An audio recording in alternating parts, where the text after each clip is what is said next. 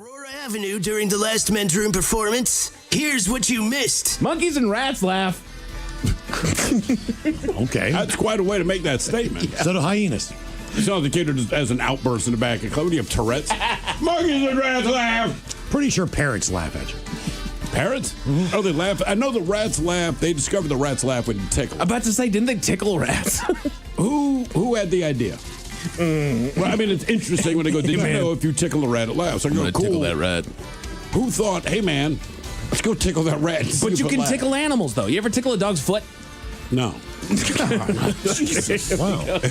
No, Mike, I have not. I'll be that up. Ticky, ticky. They got their little foot stick in there, and usually they have little hair between their little paw pads. Yeah. And if you just gently touch that hair, then they'll jerk it because it tickles them. Well, I know that. I thought they hated it. That's tickling it. Well, nobody likes being tickled, Ted. There's a thin line in your Elmo house does. between tickle and torture. Yes, there is. Tickling is torture. You ever been tickled? Researchers speculate that humans laughed before they could speak. So you think the first words ever spoken were, what the hell is so funny? Your shirt's on backwards. First of all, don't touch other 3-year-olds. And then if you are, don't throw them into the crocodile enclosure. Right. So that's absolutely insane. So what are you saying, Ted? What I'm saying is, look, the guy in Arizona that broke into the morgue and had sex with the dead bodies. This is awful. He had sex with Sure is. in one break-in. That's just one break-in. The man had sex with 4 corpses. But at least those people were already dead, so nobody living got hurt. Yeah. And most of the people on our bedroom Facebook page kind of agree. It's like, that's an awful, awful story. But compared to the other two, I will say it sucks the least. Look, I agree with it. And that's part of the reason I put these stories together, because it's like, look, how can you have sex with 4 corpses and not be the worst person in a news story? Correct. This is how. Wow. I mean, that's unbelievable. Miles, I'm assuming you agree? I sure do, Ted. Yeah. I got through it. I sure do. Yeah. Painfully. Exactly. That's So yeah, nephrophiliac. He sucks the he least. sucks the least. He's our guy. Like, what are the other 2 options? I don't know. Here's a crazy thing that happened to a Florida couple. They made headlines. Ted, have you seen anything about this story with the IVF embryo mix-up? Oh. No. Oh, yeah. You Okay. just need to see the pictures. All Tell right. the story. The picture is just the look on the kid's face is one of the funniest things I've ever seen in my life. And just you look at the parent. Imagine if, Ted, your parents, there's a baby picture, and you're pretty sure it's me in the picture. Just put in an IVF Yeah. Embryo mix-up Florida. I don't know how you mix this up. They welcomed their daughter, who was not genetically related. How do you mix that up? Oh, man. Did you see the picture? I would at least, I don't know whose baby this is, but it ain't yours. Oh, come on. If I was that guy, well, I guess IVF, so he... Oh, that's tough. I mean, what are they... Sorry, finish the story. Just like, what are they going to tell that kid? We're going to be there for the 1 o'clock NFL kickoff. Yeah. We're just going to the bar. F this. We told Rob's parents, call Brian's mom or whoever, make sure he's okay. And Sure. Just get in contact with us. Anyway, everything's fine except for the fact that there's a woman at the other side of the bar. My buddy Brian starts hitting on her. He goes to the bathroom. We start talking. That ends up being my wife. So the day that I get hit by lightning is the day that I met my first wife. Now, There's nothing telling about that. Now, fast forward. Now, I am divorced. I am getting remarried. I am in Baltimore. The ceremony is just about ready to start. Mm-hmm. And all of a sudden, one of the biggest lightning storms we've had all summer. Boom! I mean, I'm just sitting there and, psychologically, I'm thinking to myself, you have got to be kidding me. You have got to be kidding me. This is not a good sign. This is a horrible sign. But I can't say that because I'm getting married. Right. You know what I mean? In like 10 minutes. But in the back of my mind, I'm thinking, yeah, Jesus, man, the day that I got struck by lightning, I met my first wife. Now it's lightning again on my second I'm trying to tell you something, Miles. That's exactly what was going through my head. Just like, oh, there's no way. Oh, there's no way. Like, what is going on? Oh, yeah. So it's biblical. Don't get married. What do I have to do for you to understand? Laughter's contagious. Just watching people laugh activates the brain to prepare facial muscles to join in. Yeah. Prepare your face. It's about to laugh. Comedians just say that when they walk out. Prepare your face, everybody. I'm about to be damn funny. It's gonna hurt. Make you laugh so hard you're gonna poop yourself. It's like if you're in a room, I've been in a room with like a toddler. My friend walks in, he's like, "What are you guys laughing at?" I'm like, "I don't know." Right, he's the baby laughing. started. The kid was laughing. I started laughing. That's right. Research shows that couples who laugh together are more likely to have a longer relationship. What is important is not so much finding a partner with a sense of humor, but rather that partners can create humor together. Yeah, of course, man. Like, what do you... I hate her. She's a bitch. We laugh together all the time. God, every damn laugh at my wife. F her. Who says that? I hate going home. We just laugh together. Yeah, right. I hate being there. Burning 40 calories at a time. Every time that this person is 187 years old, male, female, doesn't matter, what's your secret to long life? Whiskey. Yeah. All of them. Across the board. No one look. says healthy living and yoga. They die in their 70s, but they'll crusty people that just won't die. It's always whiskey and cigars. I follow a couple golf threads on Reddit. This morning, the first one I saw was this guy. He's 97 years old. Right. And he hits his first hole in one. 130-yard driver from the red tees. Okay? Par 3.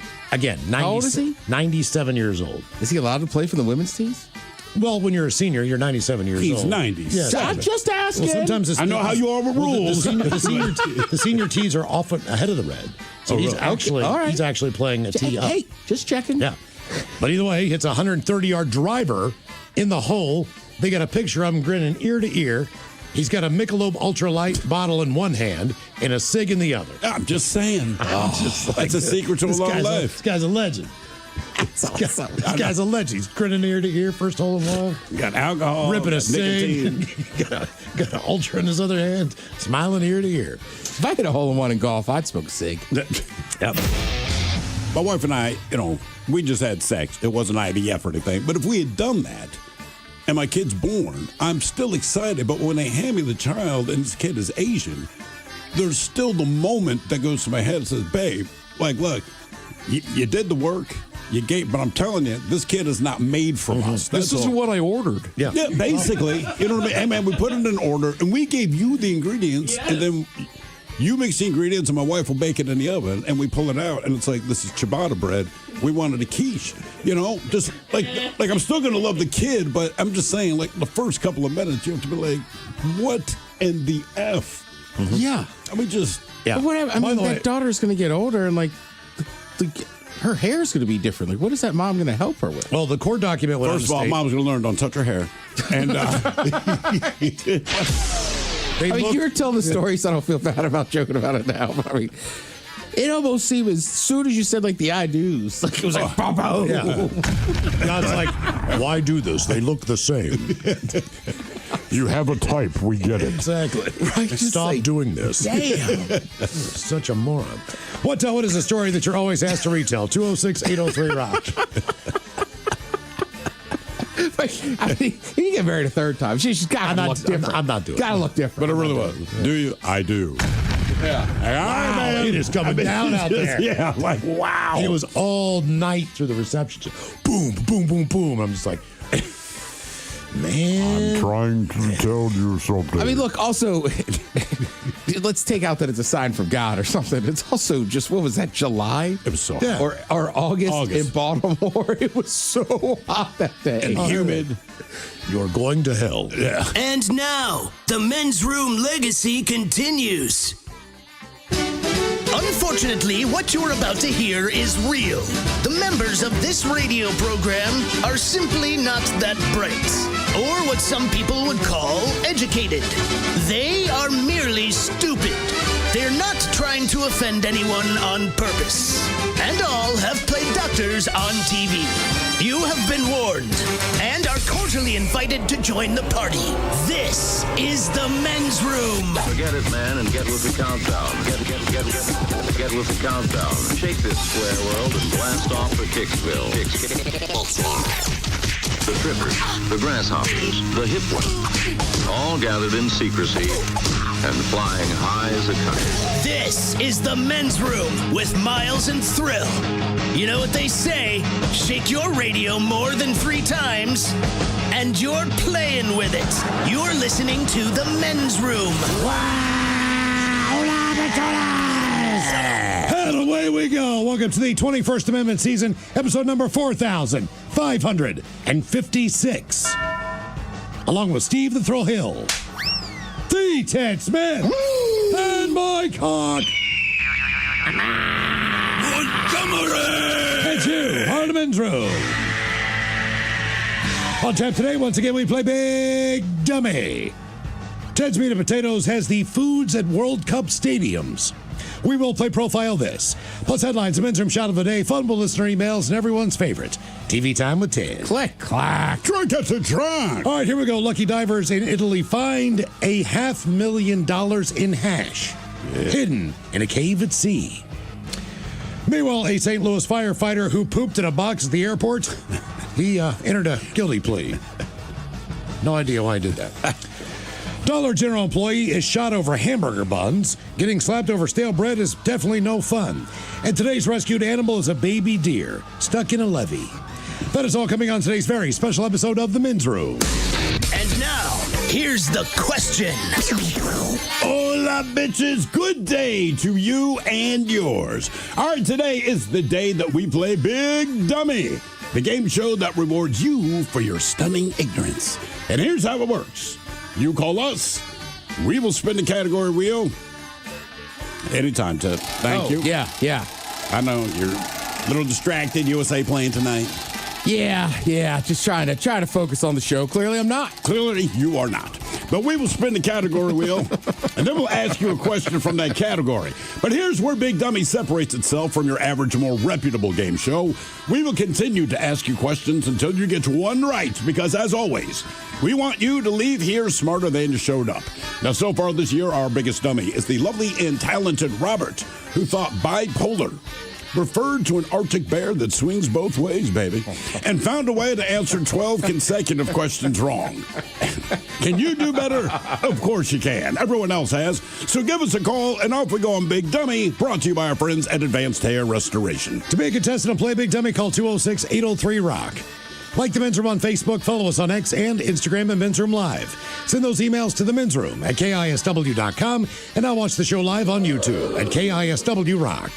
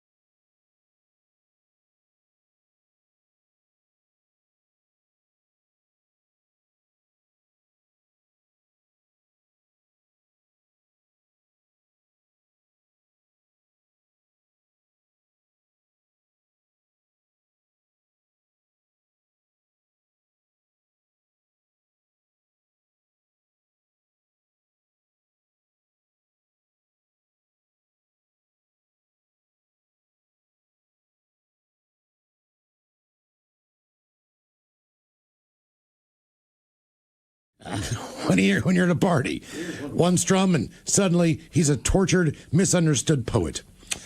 You ever seen guitar guys kind of have like a little beef? No. Oh, I've seen it. It's like one group of guys with their acoustic, then another group that's just kind of, and it was like, oh, who's the lead guitarist here? Oh, so they're kind of playing together, but... They're playing together. Maybe one group had an idea of the certain genre of songs they wanted. Okay. These other guys had an idea to just, like, you know, but they're all guitar guys. It's at night, so they're not going to, like, say anything. One group just walked off. Okay, yeah. As a bonus I douche will points. say also, as a guy trying to play with my uke more, I get guitar players now. It is hard to hold a string instrument and not strum it. Yeah. Look, same thing with bass. yeah. I mean, if you hand it to me, I'm going to strum it. But what I say to people is, don't hand me that. Yeah. Because, hey, man, you want to play? I'm like, no. But if you give it to me, I'm going to. I don't want to, but you can't not if you hand it to me. It's a bonus douche points if he brings his guitar to a party uninvited and calls it his axe. Number 4. If they on call these it their axe, they're a douchebag. 6 hobbies most likely to attract D-bags. Magicians. They are lovely, awkward humans. If you've seen Modern Family, you know. See, I don't know if magicians are, but I feel like illusionists might be. What's his name? Chris Angel? Yeah. Mind freak. Like, look, man, the stuff he does is impressive. I'll give him that. I have no idea how you pull off what you pull off, but the whole time he's doing his thing, I'm like, this is a super talented douchebag. Yeah. Magicians live in this curious David space Copperfield. in society. Part entertainer, part please make him stop. They'll do the pick a card thing at a funeral. Next up on the list, recreational poker players. They treat a $20 buy-in game like the World Series of Poker and will spend 3 hours explaining bluffing strategy while losing every hand. That is very true. And finally, on the douche meter. Oh, and those home games, if you're like me and don't know what you're doing, they get mad. They get real mad. Yeah. Bird watchers. Bird watchers? Birders? These people correct your pronunciation of caca and mansplain the migration patterns of literally anything. They're most likely found screaming, "That's a rare warbler," and scaring said warbler away. They're not trying to show off. They're just really excited about animals that look like flying golf balls. That's according to this guy. All right. So our question, who is the biggest D-bag you've ever had to deal with? 206-803-ROCK. Hello, Cheyenne. Welcome to the men's room. Hola, gentlemen. Hola. So, as I mentioned before, I do have cerebral palsy and am in a walker, and this was years ago, but I got in a cab because Lyft wasn't a thing yet, and ordinarily when I get in a car, my walker is usually pretty easy to fold up, but the guy that I was riding with that day just straight up refused to do it, refused to let me sit in the front, which was easier because of my tight muscles, my knees don't bend very easy, but made me sit in the back. And because he couldn't fold up the walker, I had to ride in the back seat, laying down with the walker on top of me whole for the duration of the ride. Are you kidding? What was this guy's argument? I mean, like in your situation, it's like, all right, I'm going to go a little above and beyond. I understand what's going on here. How did he explain it to you?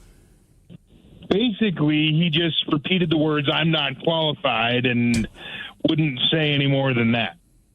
I'm not qualified. You tell him, I had them as. I'm not qualified. I didn't go to school for this. It's just on me, man. You can figure it out. You know what I mean? Like, goddamn. Yeah, it was rough, and I wanted to throw a Joe Pesci-like tantrum, as it were, but when you're in a precarious situation like that, I just kind of had to roll with it, unfortunately. Yeah. Yep. So. Okay. Yeah, that sucks, man. Jesus Christ. How easy is it to fold up your walker? It's pretty easy. If you can fold up a table, it's pretty, like, all you got to do is press in two little buttons, push it straight backwards so the handles are sticking up in the air. Press in two little buttons and it folds right up. And did you explain this to him? I did. And he still repeated, "I'm not qualified." And then also, I'd like to state that since Lyft has been a thing, I've been riding for 8 years, have a 5-star rating. So obviously it can be done. Okay. Oh, humble brag. Well, I've seen you put it under the bar before pretty quickly. Yeah. So, I mean, just, for the fact it can be done. Right. I wonder if that's a lawsuit thing. I don't know. Where you just say, I'm not qualified. Right? If anything goes wrong, it's on the company or the driver or something. Who is the biggest D-bag you've ever had to deal with? 206-803-ROCK. Hello, Chris. Welcome to the men's room. Hola. Hola. So I worked a number of years ago. I worked for a guy. Well, it was a company, an aviation ground handling company. And my boss, he was a real D-bag, but we'll go into that later. But so we go to the time clock one day, and there's a notice posted on the time clock board saying, "Effective immediately, all vacations are no longer valid for the company." So we're all bummed out about it, and we're like, oh, man, So about 2 weeks goes by, and our boss pulls up in a shiny, brand-new Corvette. And we're like, "Hey, so where'd you get the Corvette?" And he's like, "Oh, my wife bought it for me." So one of the guys at my company did some digging, and it turns out that he got our vacations canceled, and upper management gave him a $50,000 bonus to buy the Corvette. Yeah. Yeah, look, man, it is a D move, but that is kind of how it works. Look, if you're way up on the chain, like, hey, one way for you to get a bonus is to fire a bunch of people, because now we, quote-unquote, saved money. I'm like, well, any company can save money by firing people, but in the end, you need people for your company to work. But, yeah, that's how a lot of guys get a bonus. My old boss, the same guy I was talking about in Baltimore, every year at Christmas, man, he'd always do what we call the bloodletting, all right? So, and granted, the only people they ever got rid of were part-time people. So I'm like, dude, if a guy making $7.50 an hour, 30 hours a week is the difference between his company staying afloat, maybe you should be the one to go because that's a lot more money. But I digress. But every Christmas he would fire people. And then I remember I had worked, I think it was 13 months straight. I did not take a day off. But at that time, CBS Radio, you could accrue your vacation. It would carry over. Yeah. So I got to the point that I had, I believe it was 72 paid days off, should I choose to take it. And that was the idea. And my thought was, I'll sit on this basically until I quit, and then they can pay me out, right? Anyway, he let me know personally about a week before time was up, so to speak, that the rollover was no longer going to happen. And I said, well, that's okay. I got 72 days. He's like, no, all of it. Like it's gone. I'm a brother. I've worked here every day for 13 months for the express purpose of loading these days up on the backside. You're telling me that now none of that matters. He's like, nope. And just went on his way. And same thing, got a bonus. Like, God, yep. I mean, look, it's like Office Space, and it's the truth, right? It is. Well, we're bringing in consultants for this and that. All the consultants are going to do is tell you to fire people. That is exactly what they're CEO gonna of do. Wells Fargo read this today. He boasted he was at a conference and he was bragging about the fact that since he's been with the company, that he has fired 65,000 employees. Jesus. And plans on cutting more. That was his brag. You know what I mean? Like, That's a brag. that's a brag. That's unbelievable. Uh-huh. Who's the biggest D-bag you've ever had to deal with? 206-803-ROCK. Hello, Lincoln. Welcome to the men's room. Hola. Let me guess. John Wilkes Booth. Biggest D-bag. I don't have a particular story, but I work with my dad who doubles over as my boss, and I'm not sure if you've ever had to deal with the mental pain.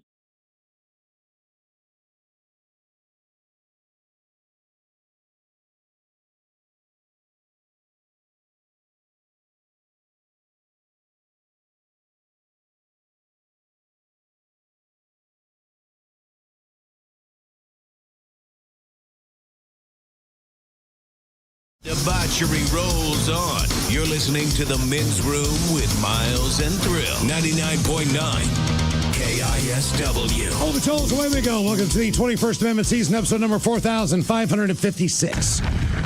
What a large and charged program we have for you today. Guaranteed future repeat. The head chef is back, Ted's Meat and Potatoes. Oh, yeah. Going to all the different stadiums that are hosting the World Cup in North America. How many is that? There's, 6 in the States? We got Los We're going to Angeles. all 3 countries. Yep. We've 2 got in Seattle, Canada. Kansas City, Miami, Atlanta, New York, Boston. Vancouver, Boston, Toronto, Toronto, Mexico City, Guadalajara. Yeah. A lot of different places in North America with a lot of different cuisine. That stadium in Guadalajara looked awesome.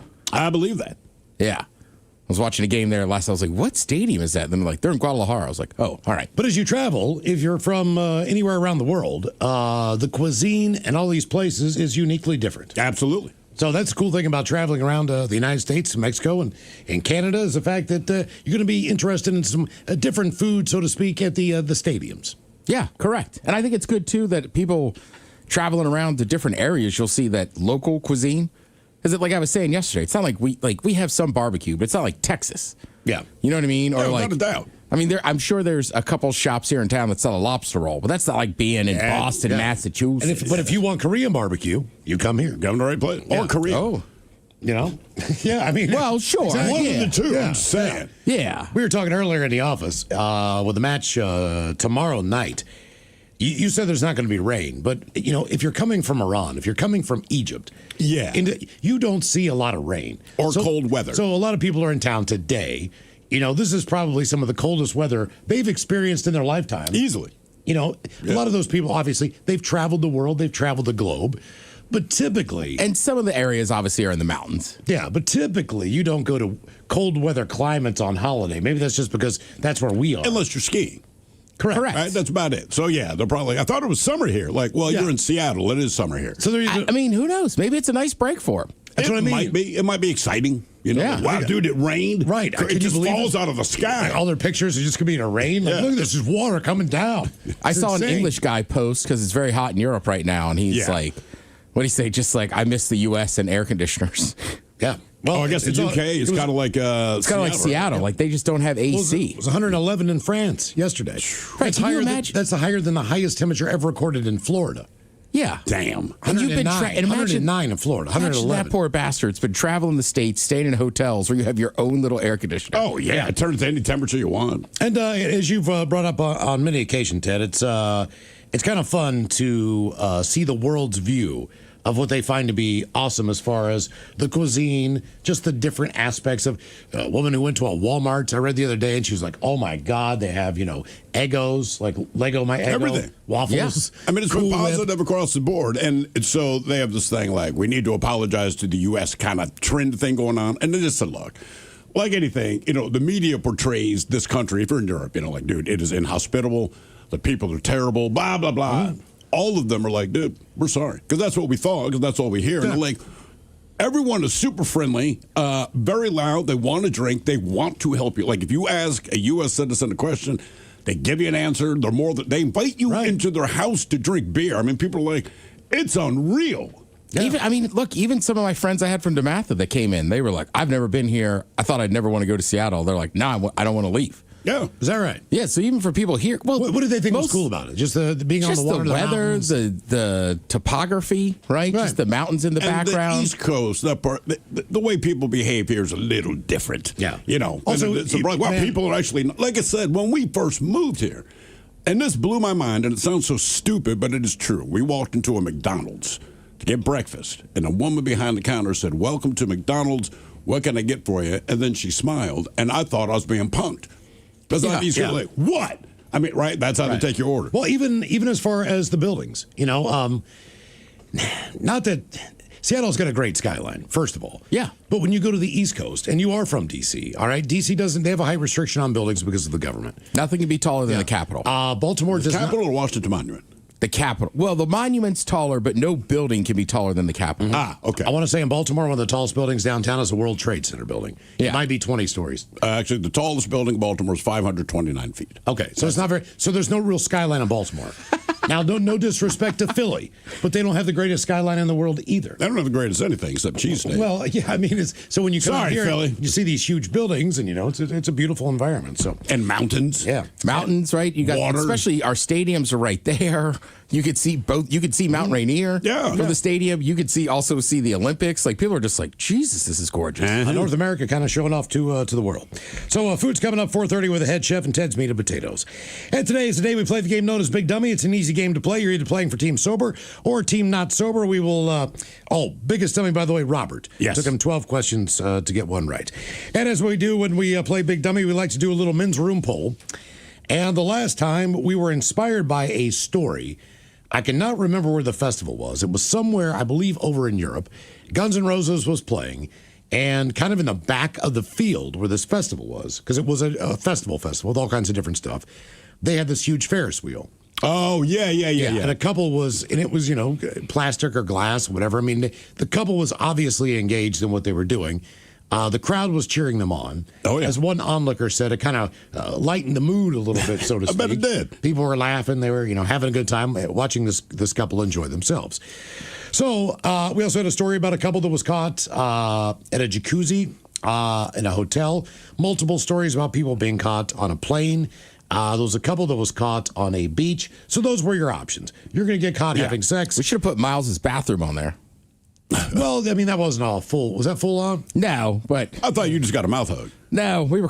It was getting close. Okay, and then I just opened that door, and he's like, you're fine." I was like, exactly. this is very awkward for both of us. No. I mean, as long as it wasn't too close to my toothbrush. Right. That's my only rule. Just stay. Give me about a foot buffer on the toothbrush. I wish I had thought about that last week, though. I bet people would have picked Miles' bathroom. Oh, yeah, for sure. So roomy. I didn't even know you were here. Like, I know. Believe it or not, if you were going to get caught having sex, last place, 13%, that would be airplane. Really? I thought they would do better because the Mile High Club. It's like this legendary thing. And then it was the airplane though too, man. You get caught. They probably hear you get reprimanded, and then you just got to sit there. Mm-hmm. Yeah. But also, look, you're right, and it's kind of humiliating when you're in trouble in an enclosed place and everyone knows. But also, it's like because I got laid. Yeah.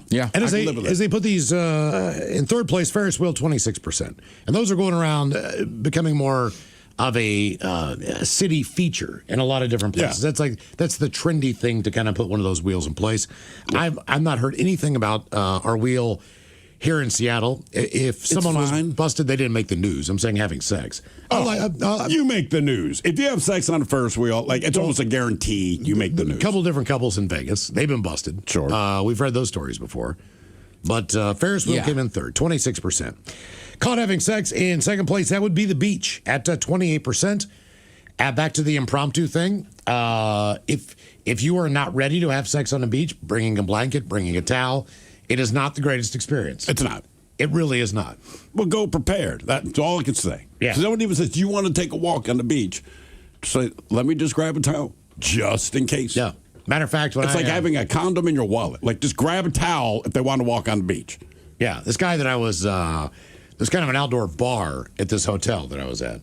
And I talked to this guy a few nights, and he was there with his family for the week. But when the kids went to bed and everything, his wife would come down. She eventually would just go up to bed. We'd sit down there and drink, right? Yeah. So it was one of those nights. But he knew I left, all right? And he knew I was going to take a walk on the beach. But he's still at the bar. So I get back, it's like 10:30, 10:15, somewhere in there. And there's an outdoor shower right before you walk up to the steps to get on the balcony where the pool is and where that bar is. All right. I'm covered in sand. So I even though I'd put my shirt back on, I take my shirt off, I had my swim trunks on, I get into the shower, and I take an outdoor shower. Again, it's 10:15 at night.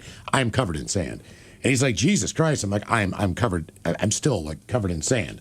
So he had a pretty good idea what was going on at that point in time. Yeah, I think you pieced it together. but it was. Did you fall? It was not ideal. I'm telling you right now, it was not. It wasn't that it wasn't. Way to sex. persevere. Yeah, it's just like he pushed through. You can't. You believe, sacrificed so much. Sand is sand, and it hurts.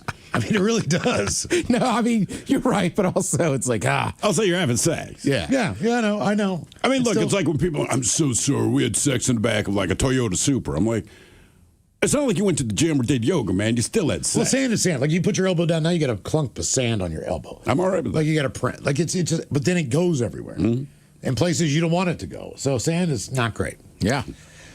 Number one on the list, that would be jacuzzi. 32% of you said that if you were going to get caught having sex somewhere in public, you would take the jacuzzi action. I picked the beach. I've never done that, so I'm not here to speak. The only thing I could think of is there's a good chance you might get some kind of bacterial infection. Again, hot tubs, bad. In-room jacuzzi jetted tubs, just regular water, good. Yeah. Now, today on our poll, little dark, not too dark, but a little bit dark. And these are all stories in the news. No, it's dark. It's dark. One of these was on... there's nothing positive. There's no silver lining to these. One was on Who Sucks Less yesterday, one of these stories. But we'll start with this one. Police in Hungary have arrested a 30-year-old man who investigators say collected human body parts that he gathered from an abandoned cemetery and from his workplace at a hospital. Hungary's National Bureau of Investigation arrested the man in Budapest June 17th after receiving information he'd been storing the body parts at work and at home. The man is employed as an orderly at a hospital. During a search of the man's apartment, investigators see skulls, a complete lower leg, and a hand, as well as a reconstruction of a human face prepared from facial skin. That's not messed up. Other bones were found stored in a suitcase. A heart is in a jar, which police were trying to determine whether it was human or of animal origin. Now, the man admitted collecting body parts during questioning, said that he was particularly attracted to them, and that he had prepared a lot of food from such parts and eaten them. He is being held on suspicion of illegal use of human bodies. Whatever the police said in their statement, they don't need to say anything. It explains itself. What food do you think you prepare?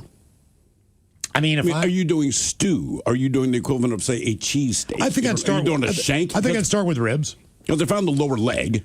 I go ribs. Yeah. Low and slow. Yeah. That's what I'm thinking. I would guess. If I had to cook a human body part, you got to cook it down. We're going to go low and slow. Cook it down. Because it's going to be gamey or something. Yeah. You think people are gamey? I don't know. Again, I would crock pot it, right? Because you can't really go wrong. Same idea. What do you dump in with, like, your chicken? Can of salsa? Jar of salsa? Go. Like, man, it's a human leg. Here's a can of salsa. Put it in the crock pot. Like a shank. Yeah, exactly. All right. I'd probably go shallots in some beer. Oh, you can make a beer sauce. Well, onion can I never like go wrong. Chop up an onion, throw that in there. Yeah, the mirepoix, right? So Yeah, or like maybe a Lipton soup packet, with I had a buddy. a Lipton soup with some packet chicken with stock. person. With some chicken stock. I'm just saying. It's crock pot. It's not going to be bad. I'd probably go beef stock. stock. Yeah. Yeah, I guess you But I gotta think go we'd be beef closer to pork. Really? Do you? I do. Really? Why? Why do you think we'd taste more like pork? I used to have a buddy that was. It was a cannibal. Well, he was Japanese, But pork but he's is only from specifically Okinawan. All right. And he said the old timers there called humans long pig. They do call it long pig, but is that associated with the taste, the texture? That's how I took it. Okay. Okay. All right. I would have had Because look, follow-up because look, questions like why? Other animals are closer to beef. So for the most part, when you think about elk or moose or bear or any of those things, I mean they're more closely related to a beef texture and taste. Yeah. Horse, same way. But pig is just pig. There's no other animal that tastes like a pig. So I'm going to say we taste more like beef. Except perhaps people. I don't know. Hey, the argument's out there. Okay. Hey, if there's any cannibals listening, please call and let us know. Yeah, exactly. A Lipton soup packet. Right. That just seems so ghetto. So what we call this is we call this cannibalism. Yeah.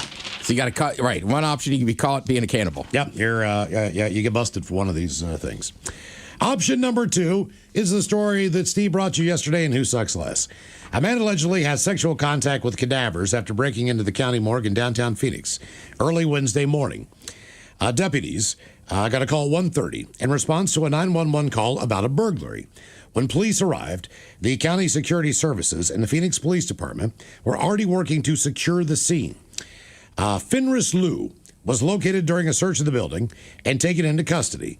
Authorities did not reveal any details about the arrest, but the charges against Liu indicate he tried to get away after being apprehended. Records show that Liu was booked on 4 counts of necrophilia. Because he had sex with 4 corpses in that one night. And 1 count each of burglary, possessing burglary tools, damage. Doesn't matter what else he got charged with. It's the necrophilia. All 8 counts are felonies. Right. Liu's It bond seems was insane set we at even had to make a $500,000. law like that. What, necrophilia? Yeah. Oh, wait till I get to the last story. You kind of do, though. Right? Yeah. Cannibalism, necrophilia, you go, bestiality. Do we have to make laws? And you go, Yep. obviously you do. So the next thing you could get busted with, or for, is necrophilia. All right. That's option number 2. Option number 3. There's a little positive in this story, so don't be down. See, I don't believe you. For the first time, Oregon ranks as the top state for animal protection laws, according to the annual U.S. State Animal Protection Law Ranking Report. And that's published by a legal defense fund for animals. Nation's preeminent legal advocacy organization for animals. It is the longest running and most authoritative report of its kind. The 18th annual year-end report assesses the relative strengths and weaknesses of each U.S. state and territory's animal protection laws and ranks them accordingly. Like, are they strong with their laws as far as what you do and don't do to animals? Cruelty, everything else. And there's 2 ways to think about that. You could say Oregon has these really strong protections, and you go, good for Oregon. I would argue the reason they have it is because so many people in Oregon need to be told not to do these horrible things. It could be. I don't know. I mean, you don't come up with a law when nobody's But doing Oregon is number 1, followed by Maine, Illinois, Massachusetts, and Colorado. Kind of actually shocked that Washington State isn't somewhere on that list, but it's not. Not in the top 5. North Dakota was at the bottom of the rankings in 50th place as far as animal rights. That's followed by Alabama, Idaho, South Carolina, and Kentucky, rounding out the states with the weakest animal protection laws. Now, while the report explains a continuing trend of laws prohibiting the sexual assault of animals, every single state, with the exception of West Virginia, has laws banning sexual assaults on animals. Yeah. Option number 3. No, look, that's been my argument. Is bestiality. People make fun of, like, I can't believe West Virginia is an outlaw. It's like, look, for all the jokes we make about West Virginia, it might be because it's not a problem. Yeah. So, you could get busted for one. Number 1. Right. Number 1 is cannibalism. We don't need the law. We're not effing animals. No, well, you could look at it that Maybe I'm just saying, like, you don't come up with a law because it's not a problem. I hope you're right. So, number 1 is cannibalism. You can get busted for that. Necrophilia, then bestiality. Your third option is... Your fourth option is you can just be attacked by a shark.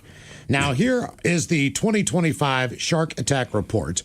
I believe it or not, the Florida Museum of Natural History, they do have the International Shark Attack File.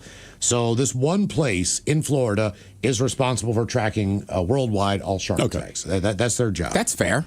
They confirmed 65 unprovoked shark bites on humans and 29 that are provoked.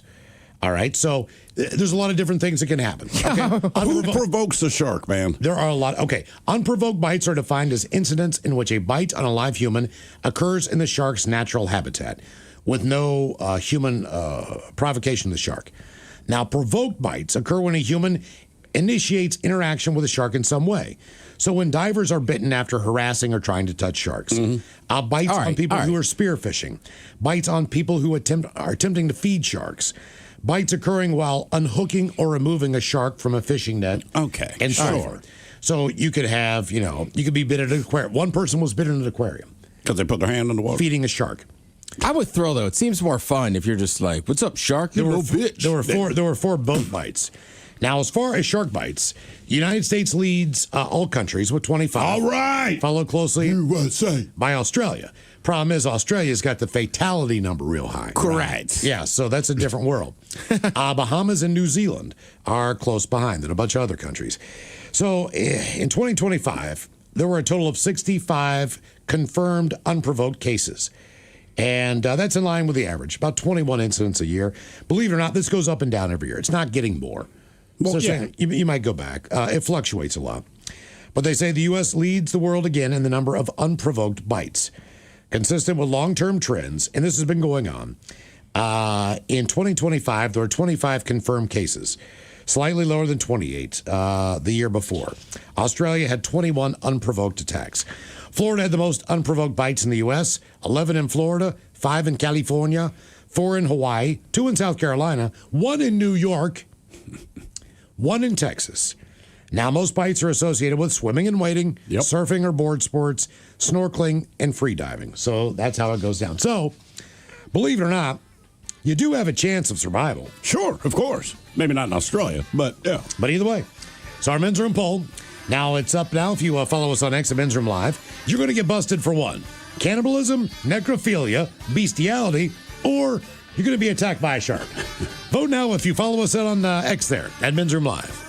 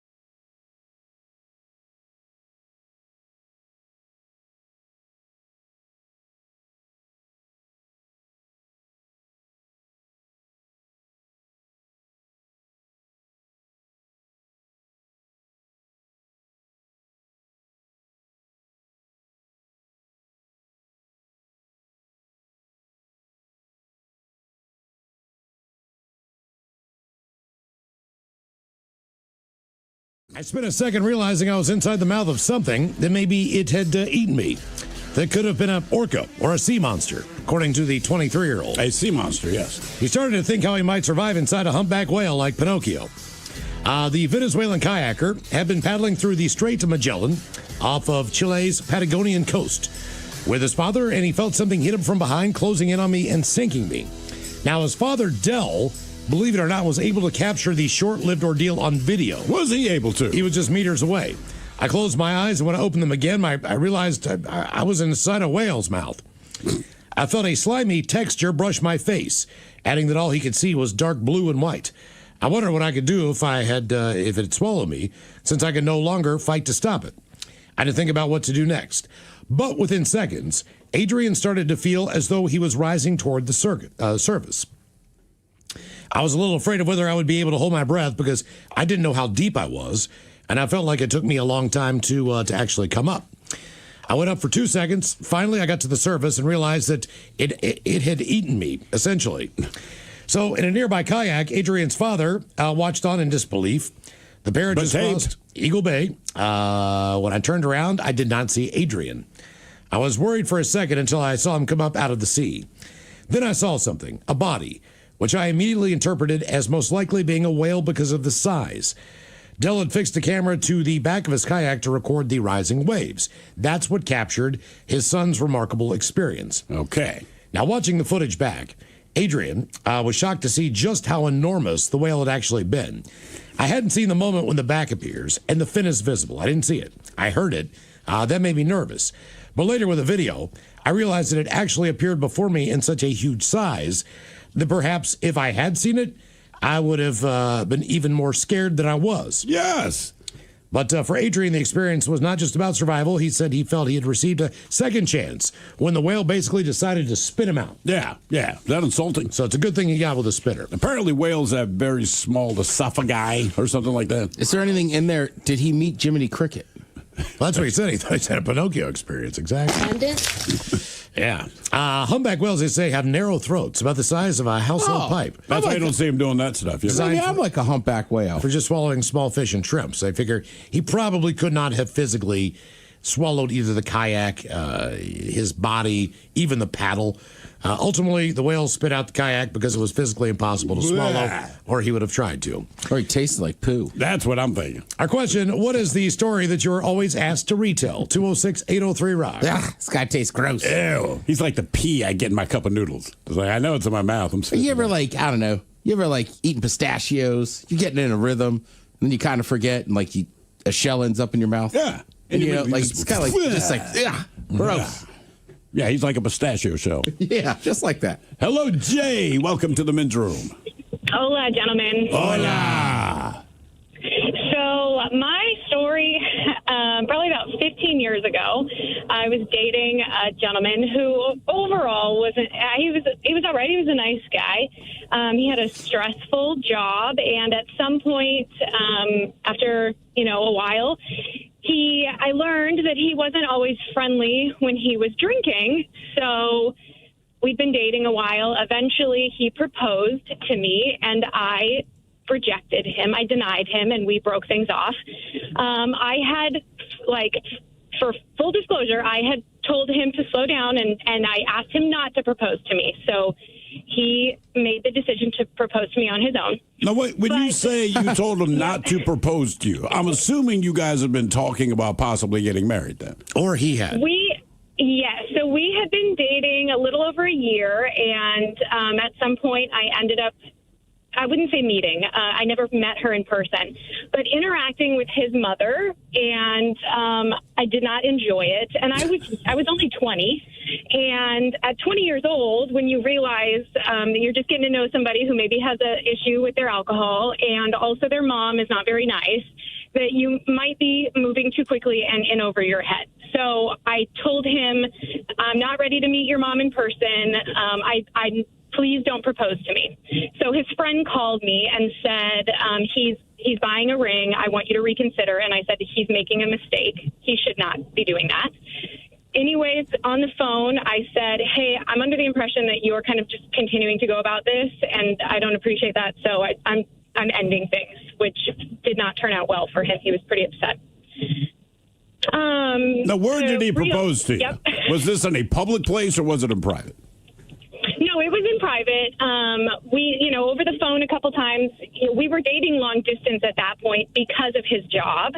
So he had asked me to fly out and meet his family. I'm originally from the, Greater Puget Sound, and he's originally from the South. And he had asked me to fly out and meet his family. And I said, after our last interaction with your mom, I just don't think I'm ready for that. I'd like to spend some more time without your family. And then some friends of his had said, this is a really important trip. He plans on proposing. Like, you have to go do this. I said, no, I don't. In fact, I have the right to not do that. What was it about his mom that you didn't like? They were in a very, he was a mama's boy, and that would have been fine, except he had lied to her through me, and I didn't know it. And so when I told her something that I had believed based on something he said to me, she found out that he was lying, and she called me and spoke to me about it as if I was, ruining her son's life and that I had disrespected her. And I felt I was like, I don't even know you. Yeah, and that's it wasn't the first my red flag. lie. Yeah, red flag for me. Even at 20 years old, red flag. I'm actually surprised that at 20 years old, like, you pieced all this together. No, I think you just... Yeah. Also, why would you still propose? It's been 15 years. That's what I said. Obviously things were going too quickly, and it wasn't working out. I had given you every sign to slow things down, and you still argued. He called me and said, you told my friends that you don't want to come out and you don't want me to do this. Like, I just don't understand. And I'm like, how do you not understand? Did you just fall into the ocean or something? What was that weird-ass noise? Oh, no, I swapped over. Okay. From speaker. So you didn't. You did not end up flying down there. I did not fly down to him, and what was interesting was when I told my family that he had attempted to propose, and then I cut it off at the pass on the phone. My grandmother told me that I would be alone forever because this would be my only opportunity, and I rejected a nice man. Yes, at 20. Damn. You can make. Gee, is anyone in the extended family, whether it's his or your, anyone normal? Actually, that is a great question. A couple people in my family and I have been chuckling about it for many years now. My grandma passed away 2 years ago, and since her passing, we have actually talked about it more, as kind of joking. But she had bought me this. I was an early 90s baby, and she had bought me this Princess Diana wedding bear. And the whole thing was she wanted to give it to me as a wedding present. And when I rejected the proposal, she then told me that I would be alone forever, and she gave me the bear and said, since you're never getting married, I just want you to have this now. Did you ever? Was she right? No, I actually got married about 6 months after she passed away. Okay. Well, just in spite of her. Yeah. Actually, yes. And I just had a little boy in March, so she missed my wedding and my son. Wow. Who buys a wedding gift for somebody that's not even engaged? No, you never heard from this guy again, right? He didn't bother you or anything? Actually, he did. He reached out to me via Instagram through direct messages the night before his wedding, like 6 years later, and told me that I had always been the one, but he wanted me to know that he was going to try to move on. And I was shocked. Were you like, dude, I didn't ask. Mm-hmm. That's why I'm not your friend on Instagram. You came to me and said, I want to let you know. You don't let me know anything. I didn't ask. I don't care. I was like, I honestly don't care. And then it happened again, actually. Him and his wife, they got married, and then she got pregnant, and he wrote to me on Instagram to tell me he was having a baby. And I said, over the course of 8 years, I have never once cared. Me and I didn't say that to him, but I don't know why you keep writing to me. Cool. Okay. Yeah, I'd leave you alone because I'm just getting my feelings hurt. And like, geez. I just had told him, like, hey, congratulations. I want nothing but the best for you. But reality was I didn't care, and I did not know why he was contacting me. Okay. All right. That's fair. There's a lot of people like that. Yeah. They're like, hey, man, really, best of luck. And in my head, I'm like, I don't care. Well, speaking of couples and all that stuff. I mean, just it sounds mean. It's not like I do wish you the best, but beyond making that statement, I'm not going to think about it again. And I think generally that, again, like you might have an ex you're friends with, but generally something that serious, like if you saw him in passing, cool. Yeah, whatever. But like, right, you don't need to be staying in touch. You're going to DM me 6 years later. I want to let you know I'm moving on. Like, you're the one I was loved. Cool. Here's a crazy thing that happened to a Florida couple. They made headlines. Ted, have you seen anything about this story with the IVF embryo mix-up? Oh. No. Oh, yeah. You Okay. just need to see the pictures. All tell right. the story. The picture is, just the look on the kid's face is one of the funniest things I've ever seen in my life. And just, you look at the parent. Imagine if, Ted, your parents, there's a baby picture, and you're pretty sure it's me in the picture. Just put in an IVF embryo mix-up Florida. I don't know how you mix this up. They welcomed their daughter, who was not genetically related. How do you mix that up? Oh, man. Did you see the picture? I would at least, I don't know whose baby this is, but it ain't yours. Oh, come on. If I was that guy, well, I guess IVF, so he... This is the Mighty 99.9 KISW and KISW HD1 Seattle. Always live. live on the free Odyssey app. Text the guys at 206-803-ROCK from the Pinky's Plumbing Studio. You're in the men's room.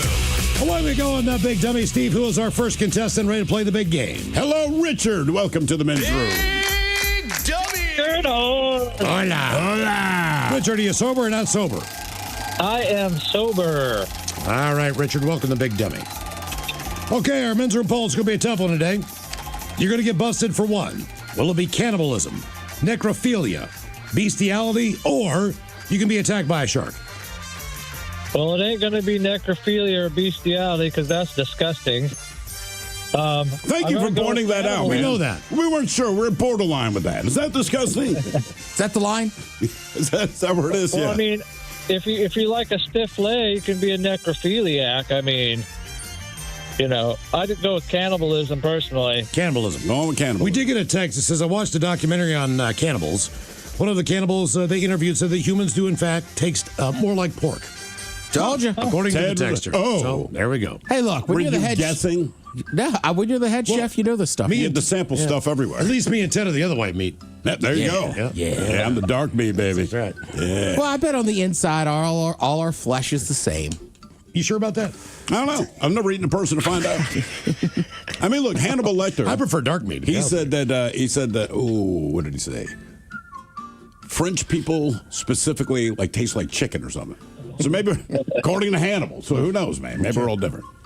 All right, Richard. Here is your question. What did the Manhattan Project set out to develop?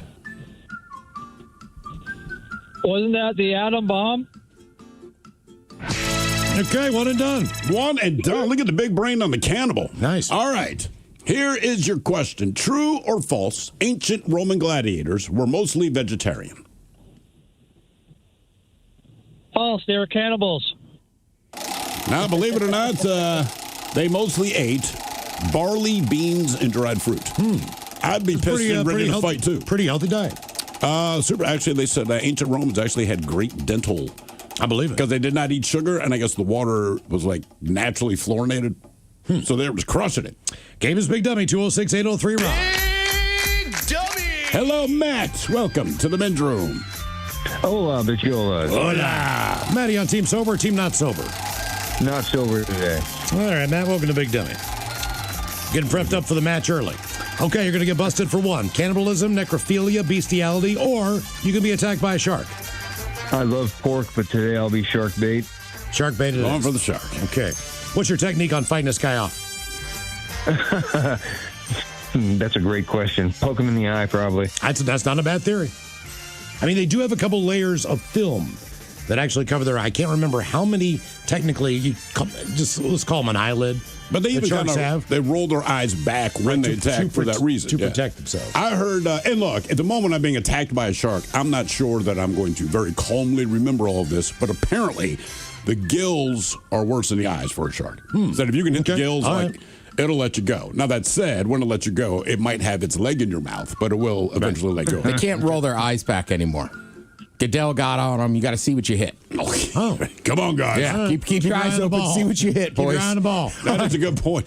How many sharks do you think missed and slammed into the boat? Dude, he completely missed me. I mean, that's most of it, right? Isn't it always it's a mistake? It's keep your eyes open. You know what? Maybe that's it. Yeah. Maybe that's it. All right, your question. What is the highest state as an elevation in the United States? Average elevation? I believe so, yeah. All right. Let's go with Montana. Let's go with Alaska. Nope. Colorado. Oh, okay. All right. So I believe it's right there. I figured it was it right might be there. the highest state in both ways, yeah. Makes sense. Well, who was it that was? Oh, it was Rod Stewart. So Rod Stewart, well, okay, there's been a couple of old timers out there that are having a hard time as far as not feeling well on stage. Last one was Lionel Richie last night. Yeah. Opening show with Earth, Wind, and Fire. He's doing dancing on the ceiling. He gets dizzy. He has to sit down. But that was not in Colorado. But last week, Rod Stewart, who was still out on the road, he was doing a show in Colorado. Oh, so and he is just he had been sick before that, but he was still just gasping for air. I mean, it's just a different altitude, man. Oh, yeah. I do like that he just hit the oxygen on the stage. Then was like, I'll come back. Just give me a second. They had it for him. I mean, he's at the age where you're like, that's cool, man. We'll wait. I mean, look, we've been seeing football players when you play the Broncos doing it for years. Oh, yeah. Absolutely. Not only that, they tell you to be very careful how much you drink when you go there. They do. But you don't. I mean, Yeah. I mean, who's listening to that advice? I think it depends how you drink. Like, we drink to get hammered, so it's like, what you're telling me is I will spend less money and it takes less time. People like my wife, like, babe, you need to listen to the warning because you're not out to get messed up. And it's a good I'm excuse. out to get messed up. Well, the 32,000 feet in the entire way here drinking, so. Yeah. I know you hear that already. I didn't drink too much, dude. It's the altitude. It's the altitude, babe. All right, your question. What 2002 rom-com starred actress Nia Vardalos? Her Don't last even have a name clue. would be the only clue. Nia Vardalos. Okay.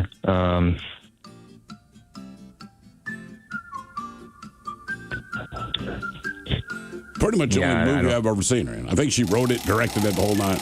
My Big Fat Greek Wedding. Oh. That was not a bad movie at all. Really? I don't think it was bad. I hated it. It was super Well, in popular. the context of what the story was, I don't think it was bad. Yeah, I would say in the context of rom-coms. Yeah. No, that's what I mean. Like, I did not enjoy it at all. At all, at all. All right, your question. What fast food company once ran an ad campaign with the phrase, "Where's the beef"? Be Wendy's. You got it. Very nice.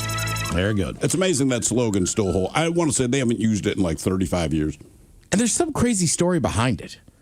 Like I don't know if that was exactly the line or something. Well, because you typically could not see the hamburger on a hamburger. So like the actual beef, you couldn't see it. So when they went with the square theory, I mean you could see the beef coming out. But I think what Ted's saying, like it was loosely based on a real situation. Oh. Where somebody basically had said, like, "Where's the beef?" And like they just ran with it and said, "You know what, man? That's." And I want to say it was like like in real life, it was an old lady who's pissed about her burger, and that was her actual question. Have you guys heard about that trend where like there's a couple Reddit threads and stuff where they people just get together and decide that they want to prop up a business and really make it valuable and profitable so it doesn't go away, right? All right. So they did this with GameStop. Is that why Wendy's is trading crazy today? They stopped trading on it. They halted trading because everybody came together online and went like, Wendy's ain't going to die. Let's all get together and pitch our money in. That and doesn't save seem Wendy's. legal, though. The companies short stuff all the time. I don't know have different rules, man. I don't know in theory how this works. I don't know, but what did they do with GameStop? Like I remember they inflated the stock to like over $100. Well, and people bought $4 or $5. It was about to go under, right? Then people started buying it, and the company was saved. Yeah. So I guess they're trying to do the same thing with Wendy's. Is Wendy's going out of business? Like Wendy's was trading at like $3 or $4 or $5 or something maybe. So now it's up at like 8 or 9 when they halted it. I don't know what the hell's going on. I don't understand it well enough to know, but I just think it's interesting that a community of people online go like, no, you're not taking Wendy's. Like you're not. This is not going down. But why is that a bad thing? Why does it matter, right? And I'm not throwing anyone under the bus, but like I said, shareholders do it with the companies that they already have stock in. Congress does it. You know what I mean? Based defense contract, they will dump stock, they buy stock. So why does it matter if a group of people unaffiliated with anything? It'd be like you and me. Yeah, I made $500, but because a bunch of us did it, we saved Wendy's. Why does it matter? I mean, that's everyone else does it all the time. Because you're an owner in the company. Yeah. And therefore, when the stock goes up, the value that you have in the company goes up. Right. But I mean, if I'm a CEO, like you were talking about, was it Jamie Dimon or something? I fired 65,000 people, that amount of money, our stock went to the roof. He benefits directly. Like, if it's illegal for him. I mean, that's literally what private equity does. Yeah. Right? Yeah, That's why your jerseys cost so much. That's why your sports tickets cost so much. They just want to be in for 3 or 5 years, get their profit, and be out. Yeah. So I'm with Thrill. Like, all right, so if regular people are doing this, why can't I do it? Yeah. Well, we know why, man. The man. Keeping you down. Yeah. Game is Big Dummy, 206-803. Big Dummy. Hello, Tom. Welcome to the men's room. Hola, gentlemen. Hola. Tom, team sober? Team sober. All right, you were 1 and done last week, weren't you, Tom? I think so. Yeah, man. All right, men's room poll, you're going to get busted for one, Tom. Cannibalism, necrophilia, bestiality, or be attacked by a shark. Be attacked by the shark. Shark attack. All right. Yeah, shark attack. I'm going down with pride. Out of the 3, like, I'd rather be attacked by a shark. Yes. Yeah, and like I always say, New Smyrna Beach, like, I'm just getting bit. There's not deaths there. You don't know that. You might be the first. Wow. There's no guarantees. I'm debating between shark and cannibalism. And my thought is just this. Like, Bestiality, necrophilia, you're just weird. Cannibal, you're weird, but if I go to jail, people there are scared of me because I'm a cannibal. But doesn't something, it's a game changer. Doesn't something happen to your body if you eat? That's what they want you to believe. Well, I'm saying Ted's doing fine. Yeah. Haven't noticed any changes with him. Have you had the steak at Slither? Right. Oh, damn. The Slither steak. 95% people. All right. Tom, here's your question. What 3 animals are mentioned in Dr. Seuss's Green Eggs and Ham? Oh, let's see. Fox. Oh, yikes. In a box with a fox in the...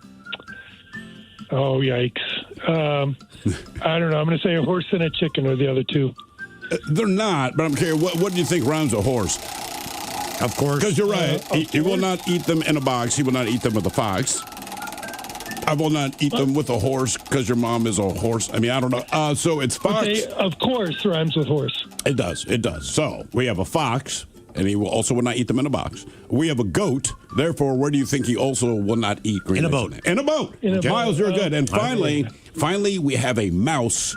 Where do you think it is he's not going to eat green eggs in a house? Oh, yeah, the house. That's right. Okay. He will not eat them with a mouse. He will not eat them in a house. He will not eat them with a fox. He will not eat them in a box. He will not He's eat them very particular in a goat. about where he eats these. Very, very specific. Very specific.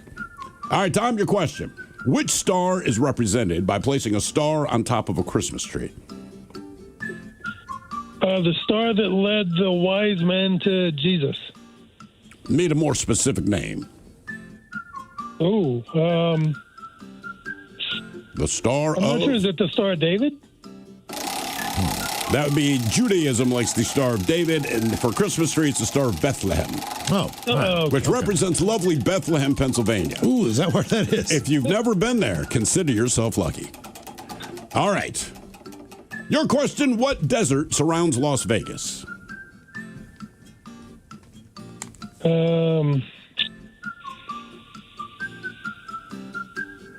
Oh, yikes. I didn't know it was actually a desert. I mean, it's hot and dry. That's a desert, but for most... Yeah, I didn't know there was a name. And you've heard of it. You've definitely heard of it. Everyone's heard of it. I just don't think most people realize that's the desert that Vegas is in. Honestly, I don't know. I can't think of any. All right. The Mojave Desert. Oh, okay. Yep. And all I found out recently. That was more like Edwards Air Force Base is Mojave. I think it's just I that didn't think big. it went all the way to Vegas. Miles is right. That desert's desert. massive. And by the way, I only found out recently that every time I've been hanging out on the Strip in Vegas, you're not in Vegas. You were not in the city of Las Vegas. You're in the city of Paradise. I believe Fremont Street is actually in Las Vegas. Desert Valley? Isn't that part of the Mojave? I don't know, man. I think it stretches that far west, doesn't it? It's a big-ass desert. Yeah. That's all I know. But I don't know entirely what it encompasses. Or Death Valley, whatever it is. Ah, lovely Death Valley. All right, your question. Elliot Ness is best known for fighting organized crime in what city? In Chicago? It is Chicago. Good job, Tom. Chicago. There you go. Chicago, yeah. Famous Big Dummy, 206-803 Rock. Dummy! Hello, Justin. Welcome to the men's room. Hola, gentlemen. Hola. Justin, sober or not sober? Sober for now, Miles. Okay, for now. Indeed. All right. Gonna get busted for one, Justin. Cannibalism, necrophilia, bestiality, or you could be attacked by a shark. Everything is gross. Give me the shark. Give me the shark. We had a feeling this was going this way. Yeah, popular day. Yeah. Just giving the options. Right? It's a good day to be a shark attack. I can't wait. Yeah, when I get killed or fended off, I just can't do that. I can't defile bodies, and I'm not going to defile an animal. You know, we appreciate that about you, man. That's one of your better qualities. You'd be shocked, man. When I googled necrophilia, which is always good when you do that at work. There was a guy in BBC story, and it was a guy, mortician or somebody, and his abuse had been going on for like over 20 years. Jesus. There were more than 100 individual cases that they know of this guy. And I was just like, oh my God, man. Well, the story we have for today out of Phoenix, one of the things the cops pointed out, they said, look, we have not informed the relatives of the corpses that have been violated. And they're like, why not? And they said that it's a very delicate thing, because you have to remember, if a body's in a morgue, that person is still being grieved. It's not like they're there for 15. Yes, so they're like, can you imagine calling them like, hey, the Ted Smith, we know he died and this is a tough time. Yeah, 3 days.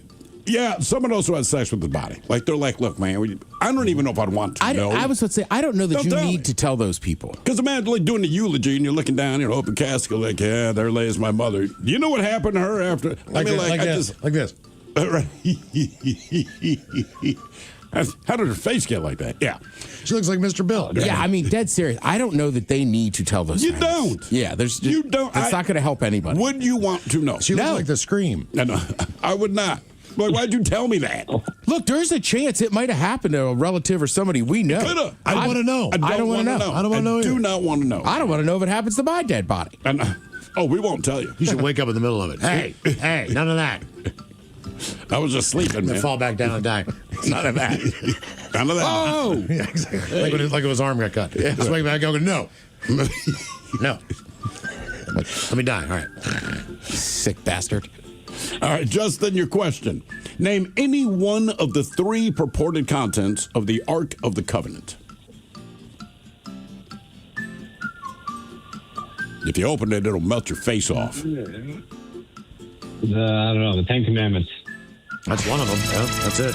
One and done. Oh, shit. Oh, yeah. Hang on there. You're right there. Once again, bedroom colors, here are the 7 words you can't say on And the that's radio. what you drop after the 10 Commandments.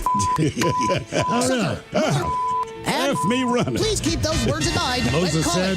Now back to the program. I'll let him go because I think he was generally surprised that he got that right. So I'm like, all right. Good enough. It was shot. But yeah, it's the 10 Commandments, Aaron's staff, and a pot of manna. More Big W on the way, 206-803 Rock.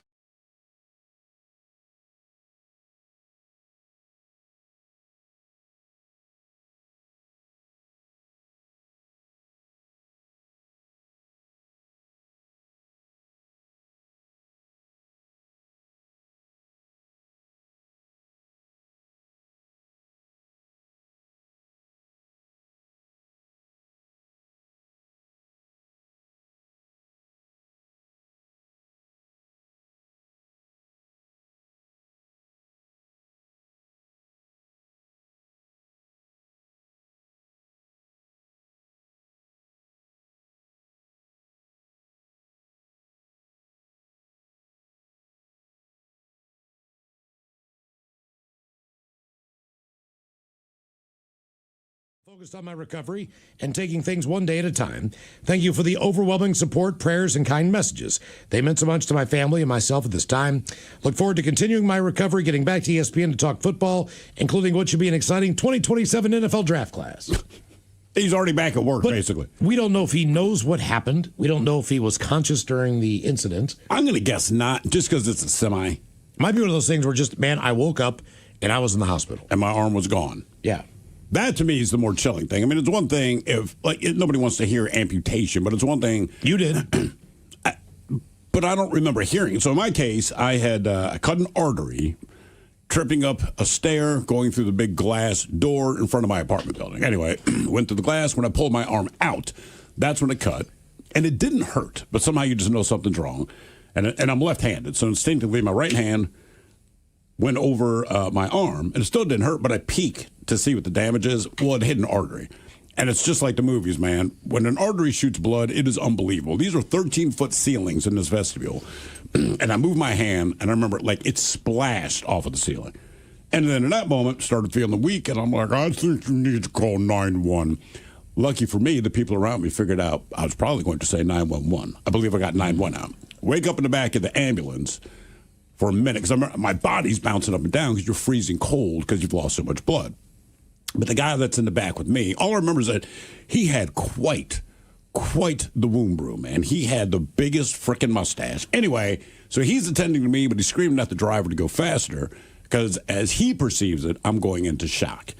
Maybe I was, but I will tell you, you're very lucid in that moment because my body's bouncing up and down on the gurney. So he's doing all this other crap, and he's not listening to me. I just keep saying, put the blanket on me, because I can see the wool blanket was over his right shoulder. So I'm like, put the blanket on me. And as soon as he put it on, I warmed up, my body stopped shaking, I fell back asleep. Now, my perspective is I remember waking up in the hospital room My parents are there, and I thought it was a couple hours later. They explained, because I said, somebody needs to call work and let them know I'm going to be late. And everyone chuckled. And they're like, we called your job yesterday. I'm like, what? They're like, dude, you've been there for like 36 hours. That's a weird thing. The day's just gone. But anyway, according to the doctor, and I don't remember this part, but they're bringing my ass in. I'm on the stretcher, and they're yelling whatever they got to yell, but they're going to take me straight into surgery. I did not have insurance at the time, so, they're going to cut cost, as it were. So I guess the doctor was like, hey, man, we're going to have to amputate his left arm. And the doctor said, you'd been out cold. It's like your eyes popped open. You grabbed me by my collar and pulled me like forehead to forehead and told him, I am effing left-handed. Do not cut off my arm. I don't remember this. That is what the doctor said. Anyway, I wake up, still have my left arm. But as the doctor's telling me that, I'm like, you were going to amputate my arm? And that's when he explained, he goes, the only reason we didn't, he said, you woke up in that moment. He's like, I don't know how you heard that, but he's like, you heard that and told me specifically that you're left-handed. So he goes, we kind of readdressed the situation and did a different surgery than we were going to. But he goes, yeah, initially, we were going to cut it off. Because the surgery we had to do to kind of repair you, it's just a little trickier. Right. Whatever. And what he wanted to say is, and you're uninsured. But yeah, he was like, we're gonna cut your arm off. And that just hit me.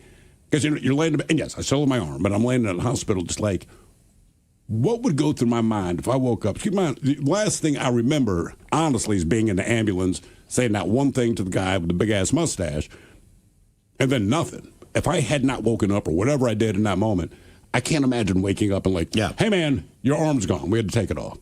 And you don't know why, and you can't remember. I don't know. That still freaks me out to this day. I bet it does. I can't imagine anyone. Even for somebody like me that's right-handed, like waking up without a left arm. Yeah, whether you're left or right-handed. But yeah. But I'm saying, I can imagine too, like that being your dominant arm, that would be crushing. Well, even if you did get it amputated, I wouldn't want to know ahead of time. So I would rather be knocked out. You wouldn't want to know? Unconscious for 36 hours. Wake up, I'm missing my foot, I'm missing my leg, I'm missing my arm. I would not want to know going in. Let's just say that I had let's just say I had an infection or something, right? They said, hey, look, we're going to evaluate it, but there's a good chance in 2 or 3 days we're going to have to cut your leg off. I would be constantly thinking about that scenario. I hear you, but man, I'm telling you. I think it'd just be easier to wake up and it's gone, and there's nothing I can do about it. I mean, it's easier in the sense of it ain't a whole lot of thought, but I would rather know. Because like I said, just hearing it and waking up with both my limbs, I'm still just like, oh my God. I mean, I could not wrap my head around the idea of not knowing in advance. My wife's aunt, so she has a prosthetic leg, and she'll straight up tell you. She was like, oh yeah, like 20 years ago, I guess she got diagnosed with some kind of cancer. It's like bone cancer maybe, right? Something pretty aggressive.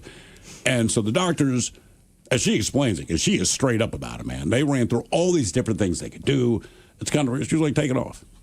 They're like, well, there's other treatments we can do. It's like, take my damn leg off. She goes, if you take, from the knee down, if you take my leg off, will that end the cancer risk? They're like, well, yeah, because you don't have to, she's like, get rid of it. So, not that her leg was perfectly healthy. That's not, but she made the choice. And it's not like they offered it on the table, as she says. She's like, I listened to everything they had to say. It's 20 minutes of all these treatments you can't pronounce and pills you can take and radiation and this, that, and the other. And it sounded horrible. And she's like, I can die going through this treatment. You can cut off my leg, and I'm not going to die. So like, take the damn leg, man. I was like, wow. So it wasn't an accident. And she's like, yeah, I told them, let's cut it off. And they're like, ma'am, that's it. She's like, no. And their whole point was, man, you realize we do that as a last resort. And she's like, right, if you start there, we got no more problems. You guys were, damn. You guys were. I would say, too, Miles, you said about knowing about it.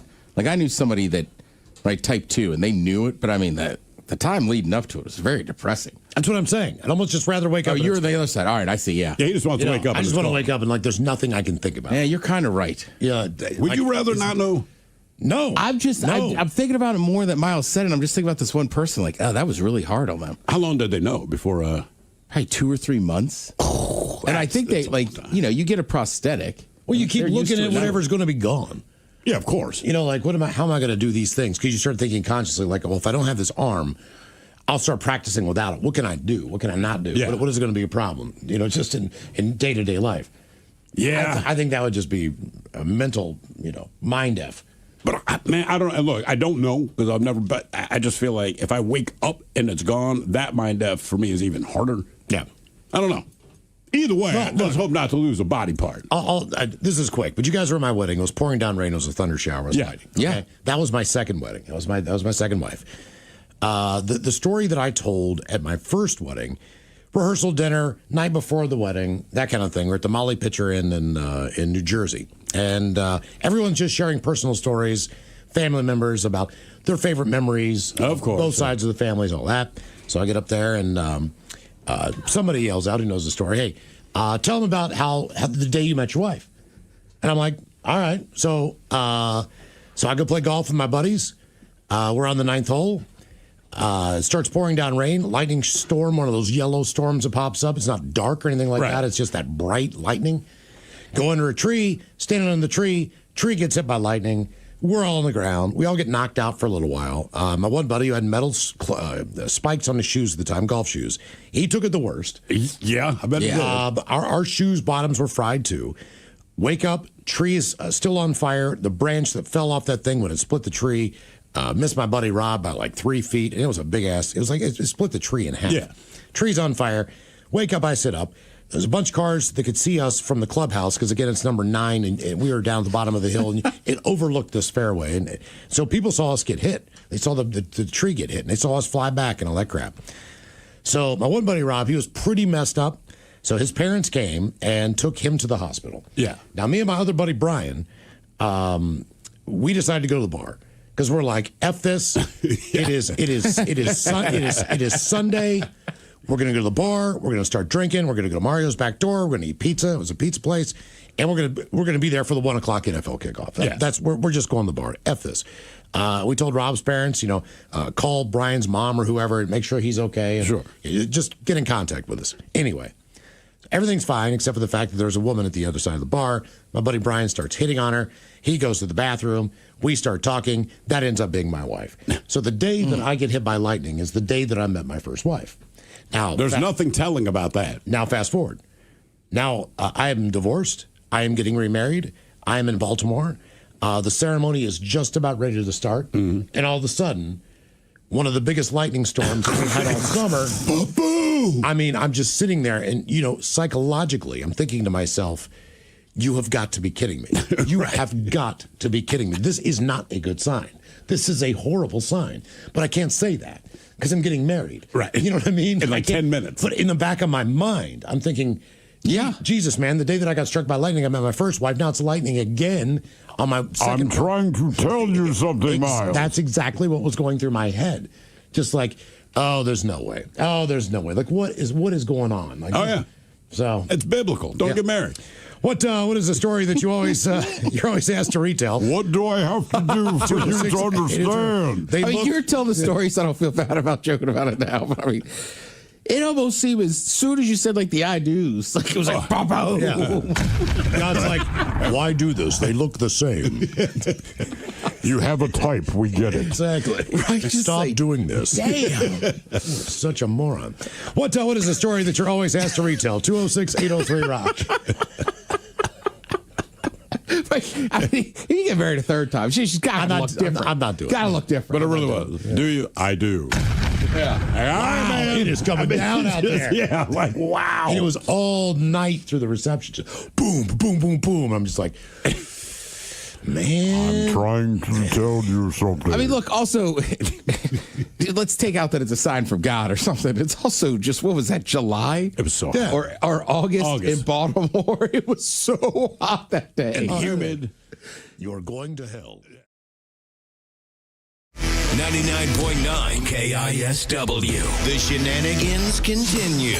This is the Men's Room with Miles and Thrill.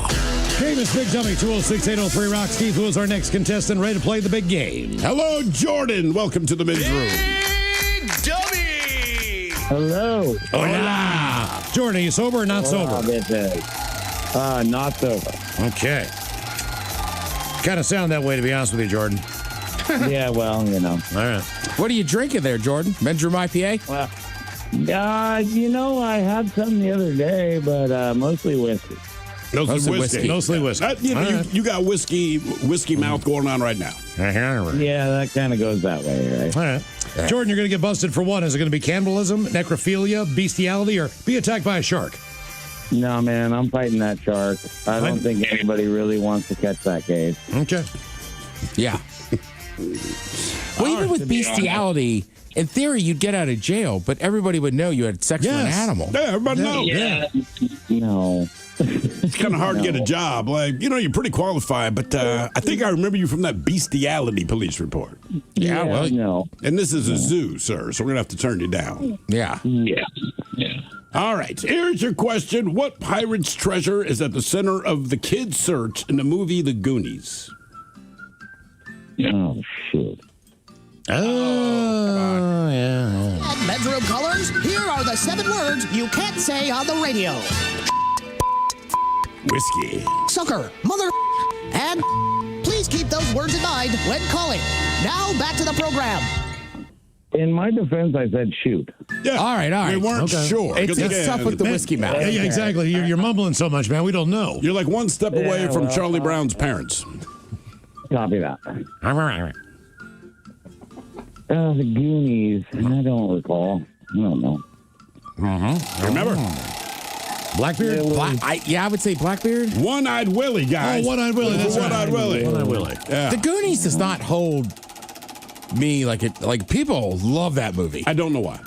Okay, Like it was fine when I saw it. I don't think it was great. Everyone from Oregon loved it. Well, of course, because they filmed it. Right, I could fathom that. I'm just saying, I know people that are obsessed with that movie. It's weird. Like it was okay.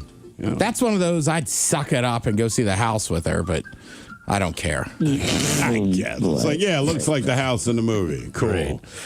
All right, your question. We'll go look at the Goonies house, honey. What former New York Yankee was nicknamed Mr. October? Was that Babe Ruth? No. Reggie Jackson. Reggie Jackson. Dang it. All right, Jordan. What is pencil lead typically made from? Graphite. Oh, Not that one easy. God, he said that like Very astute. Yeah, All of a sudden you're sober. Graphite. Well, of course. Big dummy. Damn. Even when you said, what are you drinking a Midstream IPA? I'm like, that is not beer. I just you never know. We drink enough. I'm like, that is the sound of hard alcohol. That is not the sound of beer. To his credit, You're a little more of here, man. You're easy to understand, but you're loud. I mean, he's home. He's not going anywhere, but he was relatively mentally there. Yeah. He was. Oh, yeah. Just the mouth doesn't and the brain don't connect very well. Yeah. He pressed the accelerator, takes a car, a second to get going. Hello, Dylan. Welcome to the men's room. Hello, gentlemen. Oh, yeah. Dylan, are you sober or not sober? I'm working right now, so sober. All right, Dylan, welcome to Big Dummy. By the way, YouTuber just texted, I work with that guy. Awesome. Yeah. Okay, Dylan, you're going to get busted for one. Are you taking cannibalism, necrophilia, bestiality, or be attacked by a shark? I'm taking the shark. Screw that. Okay. Yeah, I think most people are taking the shark. I mean, even sharks are like, yeah, dude, let us attack you. Everything else is a bad look. Do you think I could explain it away? Named Jeffrey on the line. Yeah, could I explain away eating human if I was like, well, they're already dead? It was like. Does that make it better? I'm just saying, it makes it better, but if I had to pick one of the three, What do you I'm mean, going cannibalism. like the plane crash with the soccer team? Yeah. Yeah, Rugby. yeah. Rugby. Yeah, rugby.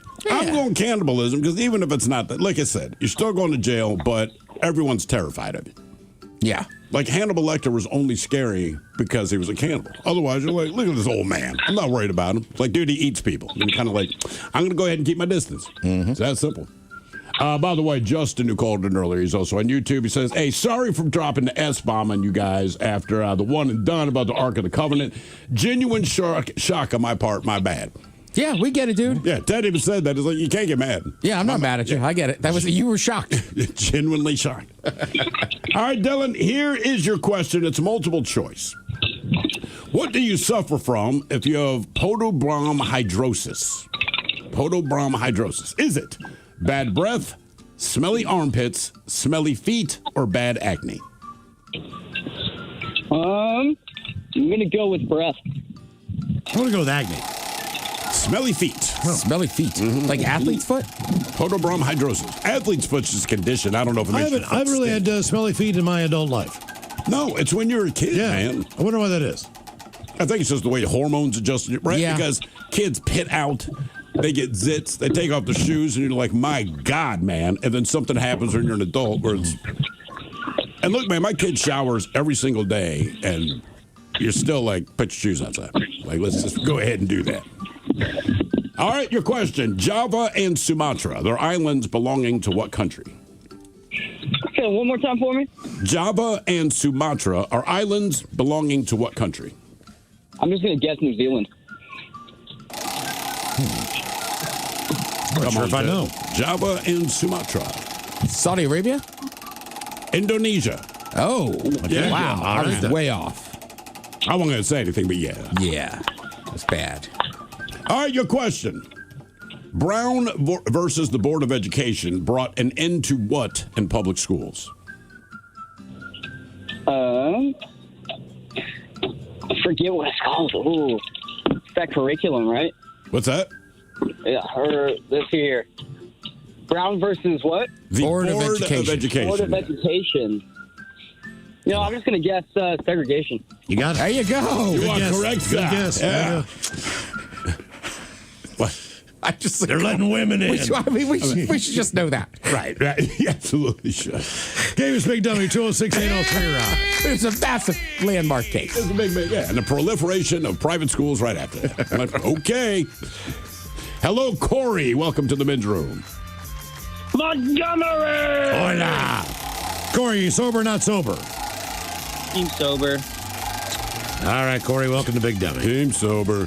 You're going to get busted for one. You're taking cannibalism, necrophilia, bestiality, or be attacked by a shark.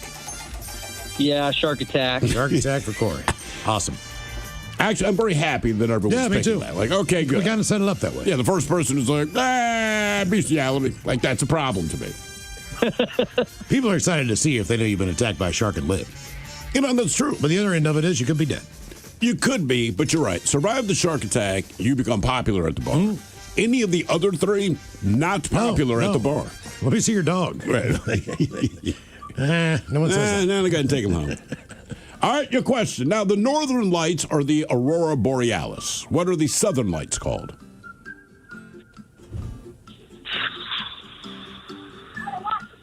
Aurora Borealis. Assosaurus. Aurora Australis. Aurora Australis. All right, Corey, what is the capital of Missouri? Oh, man. The only city I know there is Kansas City. That's your guess? Yeah. Is it Jefferson City? It is, in fact, Jefferson City. Jefferson. Speaking of the Jeffersons, according to the theme song to the Jeffersons, what don't fry in the kitchen? Fish. Boom. Got it. Beans don't burn on the grill. Took a whole lot of terrain. Just get up that hill. Now we're up in the big leagues. Ain't no turning back. As long as we hear you and me, baby. No, I think as long as we live in, it's you and me, baby. Ain't nothing wrong with that. We're moving up, moving on up. Come on, Ted. To the top. Deluxe apartment in the sky. Yeah, you got me. Deluxe apartment. Deluxe apartment. Deluxe. That was when it was deluxe. Yeah, Not deluxe. It was deluxe. It's deluxe. Deluxe. Oh, hey. Well, cut them a little slack because they're terrain. They used to call that with the cars, too. Like you'd have a whatever, deluxe. Yeah, the deluxe. They would never say deluxe. God, when I was a kid, I just thought that was the funniest show on TV. Oh, it's great. I don't think I understand half the jokes. He was just so funny. All right, and this is the truth. They was Sherman Hemsley. He was the actor that played George Jefferson. Do you know his favorite genre of music? Country? Weirder than that. As far as how you perceive George Jefferson, prog rock. Oh, all right. And I want to say, like, so he was into psychedelics. Probably, but I want to say, I don't know if like he worked with Emerson, Lake and Palmer or something, but he had some contact with them. So George Jefferson, huge like Emerson, Lake and Palmer. I mean, like a massive, massive. If fan. I was talking to that dude and he started talking about that, I would think it was a joke. Yeah, I absolutely would think he's joking. Hey, Weezy. You said MC5. Did you mean Jackson 5? I meant MC. Hello, Dylan. Welcome to the men's room. Hola. Hola. Dylan, sober or not sober? Not sober. All right, Dylan, welcome to Big Dummy. Okay, our men's room poll. You taking attacked by a shark? Yeah, shark food. Okay. He's cutting to the quick. Yep. You know, over on X or Twitter, there's a couple votes for other stuff. That's really. I mean, Shark's dominating, but we'll get that result next week. Huh. Yeah. Interesting. What's going on in the Twitterverse? All right. Your question, what country was known as Persia until 1935? Big fan of the show, guys. It was Iran. Mm-hmm. All right. Well, before we let you go, big fan, which we appreciate, one and done question for you.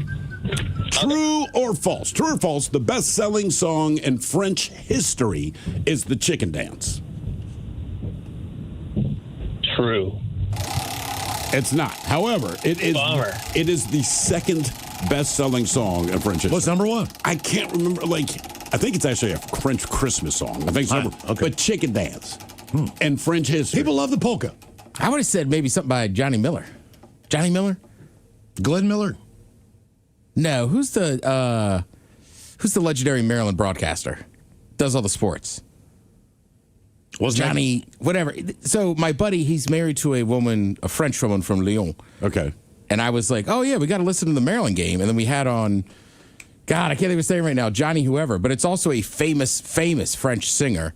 So they're not the same person. They're not the same name. person. They just have the same exact name. Johnny Holiday. Johnny Holiday. That is a Vegas name. Apparently it's some famous jazz singer in France. Yeah, but it sounds like a guy you see at the Holiday Inn. Yeah, with finger guns. All weekend long, Johnny Holiday. Yeah, that's right. Johnny Holiday's goddamn hero in this house. Don't forget to tip your waiters and bartenders. Hello, Harrison. Welcome to the men's room. Liquor and whores. Liquor and whores.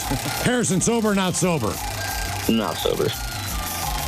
Okay. You going to be able to make it to the match? Be able to watch that thing tonight? No, I can't afford that. You kidding me? Okay. All right, Harrison. You get busted for one. Cannibalism, necrophilia, bestiality, or be attacked by a shark. The shark. Shark attack. All right. There's not a whole lot of times that in a multiple choice situation, being attacked by a shark is your number one pick. Mm-hmm. We found a way to circumvent that. All right. Here is your question. What island was the scene of a nuclear accident back in 1979? Atoll? 3 Mile Island. 3 Mile Island, yes. Is that what, New Jersey or Pennsylvania? Pennsylvania. Pennsylvania? Okay. Close to Philly. All right, your question. What animal is Indiana Jones afraid of? Snakes. There you go. That and redheads. Aren't we all? Yeah. Game is Big Dummy 206-803 Rock. Dummy! Hello, Dave. Welcome to the men's room. Hello, guys. Hola. Dave, you sober or not sober? I am sober. All right, Dave, welcome to Big Dummy. Thank you. Okay, our men's room poll, you're going to get busted for one. Cannibalism, necrophilia, bestiality, or you could be attacked by a shark. Oh, I'm definitely taking the shark. Got the shark attack, haven't you? Okay. Yeah. All right. All right. I picked this. We were coming up with the poll earlier. Miles had the first three. Then it's like, man, we just need a fourth one. So we thought about it, and we're like, let's take the opposite tack. Exactly. You're not getting arrested. You're But gonna something be really bad's mauled gonna by happen. a freaking shark in the water. And We what also do you had know? fight a chimpanzee. Yeah, fighting a chimpanzee, but that's... man, I'd take cannibalism over that. I'd take a shark attack of it. I would take a shark over a chimp. Seriously, I really would. He's going to rip a chunk off. Agreed. Because with the shark, it's not personal. With the chimp, and the first thing chimps try to do is rip your genitalia off. Like, that's already a no-go for me. Like, that's a non-starter, buddy. I'm going to need this. Yeah, I'm going to need this. Damn. Throw it over his shoulder. While maintaining eye contact. I'm going to grab onto his then first. Man, I feel like it gets worse for you. Just squeeze. Hey, you're not wrong. Fight fire with fire. I'm just picturing both of you guys rolling on the ground, both of you holding each other's genitals. Like, Miles is fighting, man. That chimp is screaming.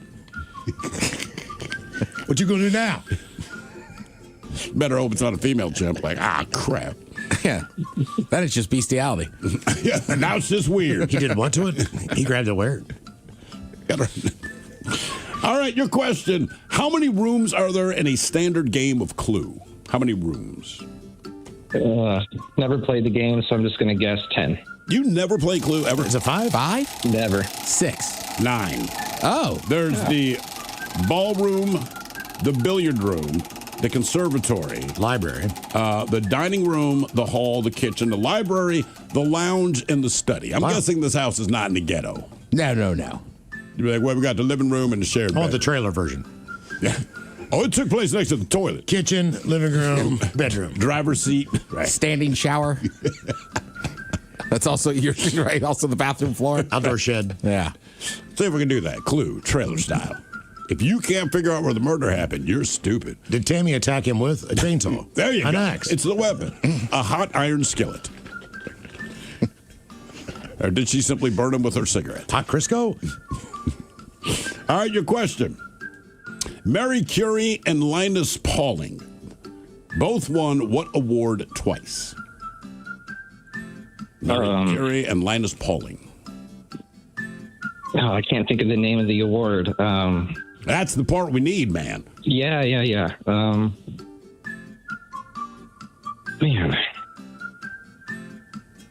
I'm going to let you think about it for a minute, because if I say it out loud, you're just going to beat yourself. Yeah. I'm just thinking of the Big Bang Theory, because they talk about Madame Curie. And I mean, that's a good clue. Yeah. Well, it's got to be one of the two main ones, right? Pulitzer Prize. I know that's not it. So it's Nobel? Nobel. Yeah. Peace Prize? All right, yeah. What's that? Peace Prize? No, she worked with, chemistry, I believe. Oh. Mercury, right? But, actually, she worked with, as she found out, she was working with radiation. Yeah. You know how she found out? Because she died young. Oh. Yeah. Yeah, well, I mean, you don't know what you don't know. So she's like, hey, man, look at these things we've discovered and all that. Then you realize, oh, this is dangerous. All right, your question. Callium is the Latin name for which element? Callium, K-A-L-I-U-M. Calcium? Potassium. So think of special K. And it says loaded with potassium. It's called special K because the Latin name was Callium. Oh, Callium with a K.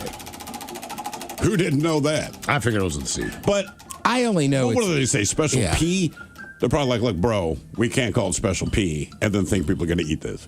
That's just one of those ones that's so odd. I just remembered it as a kid. That's why I remember. Yeah. What is PB? Lead. Yeah. Lead. For plumbum, which is Latin for plumbum. For a pink or a purple butt. A plumbum man beer. All right, your question. In what movie is the Okinawan sword maker Hattori Hanzo a character? Oh, Kill Bill. All right, very good. A lot of Okinawan talk today. It's Okinawan Day Elementary. You didn't know that? Yeah. I was going to wait for Mike to ask me what day it was. You didn't hear that on the program? Guess what tomorrow is on the program? Any idea? No. Kevin Harvick Day. Oh, yeah. Oh, nice. We're having Kevin Harvick on tomorrow with TV Time with Ted, believe it or not. Excellent. I love that new show he's got with Will Buxton. Speed, right? Yeah. Exactly. Apparently, he's won some races in his day. He's also a legendary NASCAR driver. Kevin Harvick guy. More Big Dummy coming up. 206-803 Rock.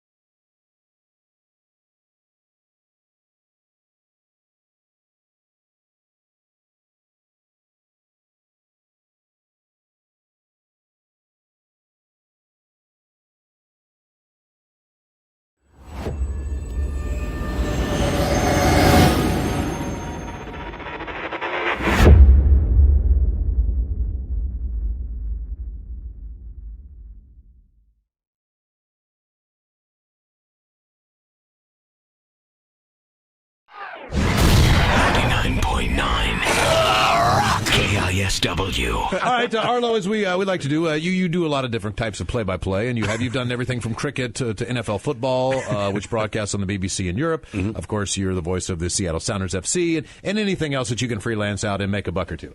But it's available for children's parties. Yeah, what has been? Have you had any interesting offers that you've ever turned down? Have you ever turned down a gig? Probably not. I mean, table tennis. What would it take for you to go no? I'm not doing that. I did. At the aforementioned, that would be interesting, particularly on the radio. At the Athens Olympics, I commentated on archery on the radio. Did you? Archery. It was brilliant. What did you say? Like a tremendous docking point? I mean, what did people have? We had the effects. It was in the Panathinaiko Stadium, so it's been there for thousands of years, and you felt like you're in the sea. Like the Romans, probably. Well, the ancient Greeks. Sure, Greece. Sure. Well, whoever they were, the greasy Sicilians. The Romans may have visited. I don't History, know. who cares? So there's all these Spaniards. What are they doing? I think, what are you doing here? And there's a Brit. I'm there just to do updates, and there's a Brit who may get a medal, and wherever we follow the medals on BBC Radio, because we don't get many. So if we go and get one, it's a big deal. Bullseye. So it's Arlo, we're coming to you for live commentary of the last round, and I'm looking around looking for an expert that I can have sitting next to me. So I can, like, what did you think to that? Nobody. No Peter Pan. And it's over to Arlo White at the Panathinaiko Arena, where Joe Bloggs is going for a bronze for Great Britain. Yes, hello, welcome to the... and it was a case of having to, just make it up as I went along. What was your call? Like, what was your signature call? All you heard was... He pulls the thingy back. He pulls it back. And I can't remember the bow. He pulls the bow back. And as they did it, they split... It was like a wire, and it splits their nose. Sure. And he said it split his nose, the concentration on his face, and the bead of sweat pours down his forehead. Robin Hood. And then you hear... I'm so dying to make a Robin Hood reference. All credibility. His little green hat and tights. But you go like, bullseye. For the poor. All you could hear is... like this. And all I could say was, it's away. But then... And you don't realise just how far away the board is in archery. It's about 80 metres, so it takes a while to get there. That means nothing to our listeners. And it goes right up in the sky, in the air, in arcs, obviously. So I'm like, oh, it's gone really high in the air. And it's coming down, and then you hear a doom. It's like javelin. And it thuds into the board. And you just have to know the colour. The crowd goes wild at this point. Crowd goes wild, and I go... All 15 of them. 20! And you're making the rules, you're looking at the rules as the competition. It was scary, but exhilarating at the same time. Like, I can't believe I pulled that off. That's tremendous. And he came fourth. He missed out on the bronze in the end. The Australian claimed the bronze. It's away. This might be more difficult than archery. We've got a video up here of our own Lee Ted Smith getting waxed, so we're going to see if you could give us a little color commentary on this epic adventure. Well, he joined us at the Panathinaiko Arena in Athens. The archery is finished for the day, and we've got a special event for you. It's professional pro celebrity chest waxing, and the Ted Smith has assumed the position. There he is, lying flat on his back. He has two able accomplices there. They appear to be greasing him up and preparing him for this, what can only amount to be an absolute ordeal. At the moment, it looks like the video of the alien autopsy from Area 51. And there goes the first strip of wax, and there is a tear pouring out the left eye of the Ted Smith.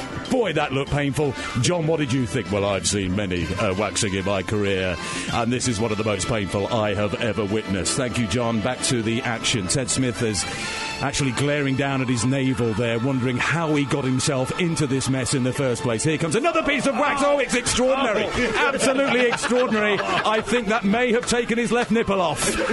They're checking. The judges are checking the underside of the waxing implement, and I do believe there's a nipple there. He may need to take a standing 8 count here. Ted is struggling. There's no doubt about it. He has it written into his contract that his chin is unwaxable. He will not allow his chin to be waxed. And here goes Marie, I believe her name is. This is for the hat trick. She lays down the wax. Very deliberately. Here it goes. It's just to the left of the offending area from the previous waxing, so this will be a little tender for Ted Smith here.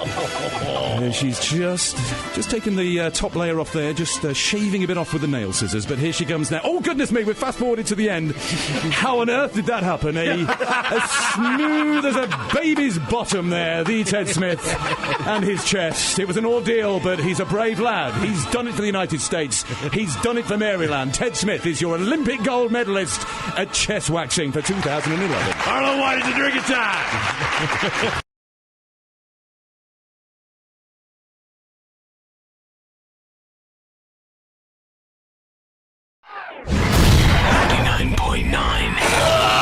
KISW.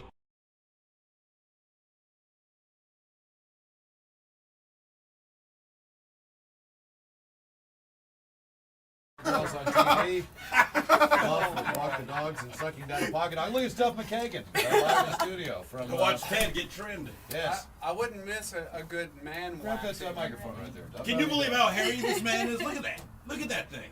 Yeah, so I was saying I wouldn't miss a good man wax. Oh, man. Wow. When is this gonna go down? Right now, Duff. Right now. Right now. Yes, it is. What are you doing? Are we a part of some documentary there, Duff? What are you filming? Good to see you, Duff. Are you mesmerized by the pelt? It's great. Look at his shoulders. Everything but his head. What's the score with the scissors? Did they actually have to cut the hair back some before? They were combing his chest and stomach hair. Oh! You all right? How was that? Oh, man. This is, how you doing there, Ted? You all right? It's just ticklish. Duff, Duff in the... Oh, it's fun. Give it a try. Ladies and gentlemen, our own Ted Smith, as part of the GTL lifestyle for the month of February, is getting his chest waxed from the Beauty Bar Spa Boutique. Originally, I didn't know we were going to go full frontal on this. I thought it was just going to be the back. No, man, he's going for the full thing because for the tan. I mean, let's face it, man. If you watch Jersey Shorts, the front and the back. So, and Ted has the luxury of being hairy all over, man. And ladies, have you ever seen a man this hairy? I mean, really? Yes. Yeah. Really? They do this for a living, I imagine. Like what percentage? Not very many. Okay. Not very many this hairy. Oh, sweet, I'm in the high percentile! Oh, my God! Boost! That hurts up here, Miles. I believe. I read his faces. Yeah. Somebody needs to be fanning his Hey, Duff, really, what are you guys doing in here? You guys, what are you filming the documentary? Oh! So we can get a little inside peek on I'm what's sorry, going I on. couldn't hear you. Since he's getting this done, might as well. What are you guys filming tonight? Sort of a docudrama. A docudrama. Yeah. Okay. If you will. And what is it about? Is it about the life and times of Loaded, or what's the idea? Wish I was loaded. we tried. Another question. How about the Duff McKagan radio show? The thing that aired on New Year's Day? Oh! Yes! Any more powerful radio shows, Duff? Keep it down, Matt. Sorry, Duff. Lose my train of thought. Yeah, I think we might do that. So is it a book about your life? It's a it's a book about my life. Yes, about my life, about my part in my life that you remember. Well, actually, I remember a lot. Just I don't think any of us really remember things in a perfect chronological order. And then when you have an editor that I've been sending, I write a column for the Weekly, and that's where. Oh, sorry, Duff. But writing in 1,000-word sort of. Stops and starts. Has it been therapeutic at all for you? I mean, just when you go back and kind of remember all this stuff? Like something I never, it was like a freight train. And when you start writing about like things. Like a night train. A night train. There you go. Sorry. And, was this your idea, or did someone approach you and say, hey, man? I've, because you're in Guns N' Roses, you get approached about doing books. I have. All of us have for the last 15 years. But I don't have a big urge to tell that story, or I'm not throwing anybody else in the bus. Right. Yeah. No. That's just. But you've shown up in so many other people's books that I have read personally. So it's kind of ironic. I mean, you pop up in everybody's book anyway, from one situation, one story, or another, and now you get to tell your own, which has got to be pretty cool. Whoa, go Gunners! I don't know. Hey, you look high. You look real high and tight there, bro. I almost got the whole chest cleared off already. I know, man. You look like a 12-year-old boy right now up front. Hey, Duff, if you don't mind us asking, this is something I'm curious about. How did that O2 Arena thing come about? The one-off for you when you got up on stage? Oh, with Axel. Yeah. How did it come about? I was there on other business. Showed up to London, and I stayed at the same hotel every time I go there. Okay. And Ted, poor Ted. That's right. I was kind of interested in what you were saying. The lovely ladies from the Beauty Bar Spa and Boutique, the lovely Michelle, the lovely Lisa, Duff McKagan, rock and roll star in studio. Ted is getting his front waxed. 89.9 KISW and KISW HD1 Seattle. Always live on the free Odyssey app. From the Pinky's Plumbing Studio, you're in the men's room. Text the guys at 206-803-ROCK. Some of the more unique foods at the World Cup stadiums coming up with the head chef and Ted's Meat and Potatoes. In the meantime, the game is Big Dummy. 206-803-ROCK. Big Dummy! Hello, Alex. Welcome to the men's room. Hola, bichona. Hola. Alex, are you sober or not sober? I am painfully sober. Okay. And let me just say, as a full-fledged Gen Xer, I don't understand the shade on the Goonies, guys. Come on now. Look, it's not that, all right? Listen, the Goonies was fine. Some people would even say it's good, but Ted's point was people are so obsessively weird about it. Like, it was fine, but it wasn't like groundbreaking like Star Wars. It wasn't something new like Jurassic Park. It was just kind of a cool kids movie. No one goes to the Ferris Bueller glass home in the woods outside of Chicago. Yeah. Just saying. I get that, but I mean, when we went to Oregon, all I wanted to see was the Goonie rocks. You know what I mean? In the water. Like, that made my day. They were kind of they were kind of more popular being known as Cannon Beach. No, I like Goonie Rock and Haystack Rock before they took that and filmed it. That's like saying like that big statue there in New York thing. You know, the green one holding the torch. Green lady, you know, She-Hulk. Right.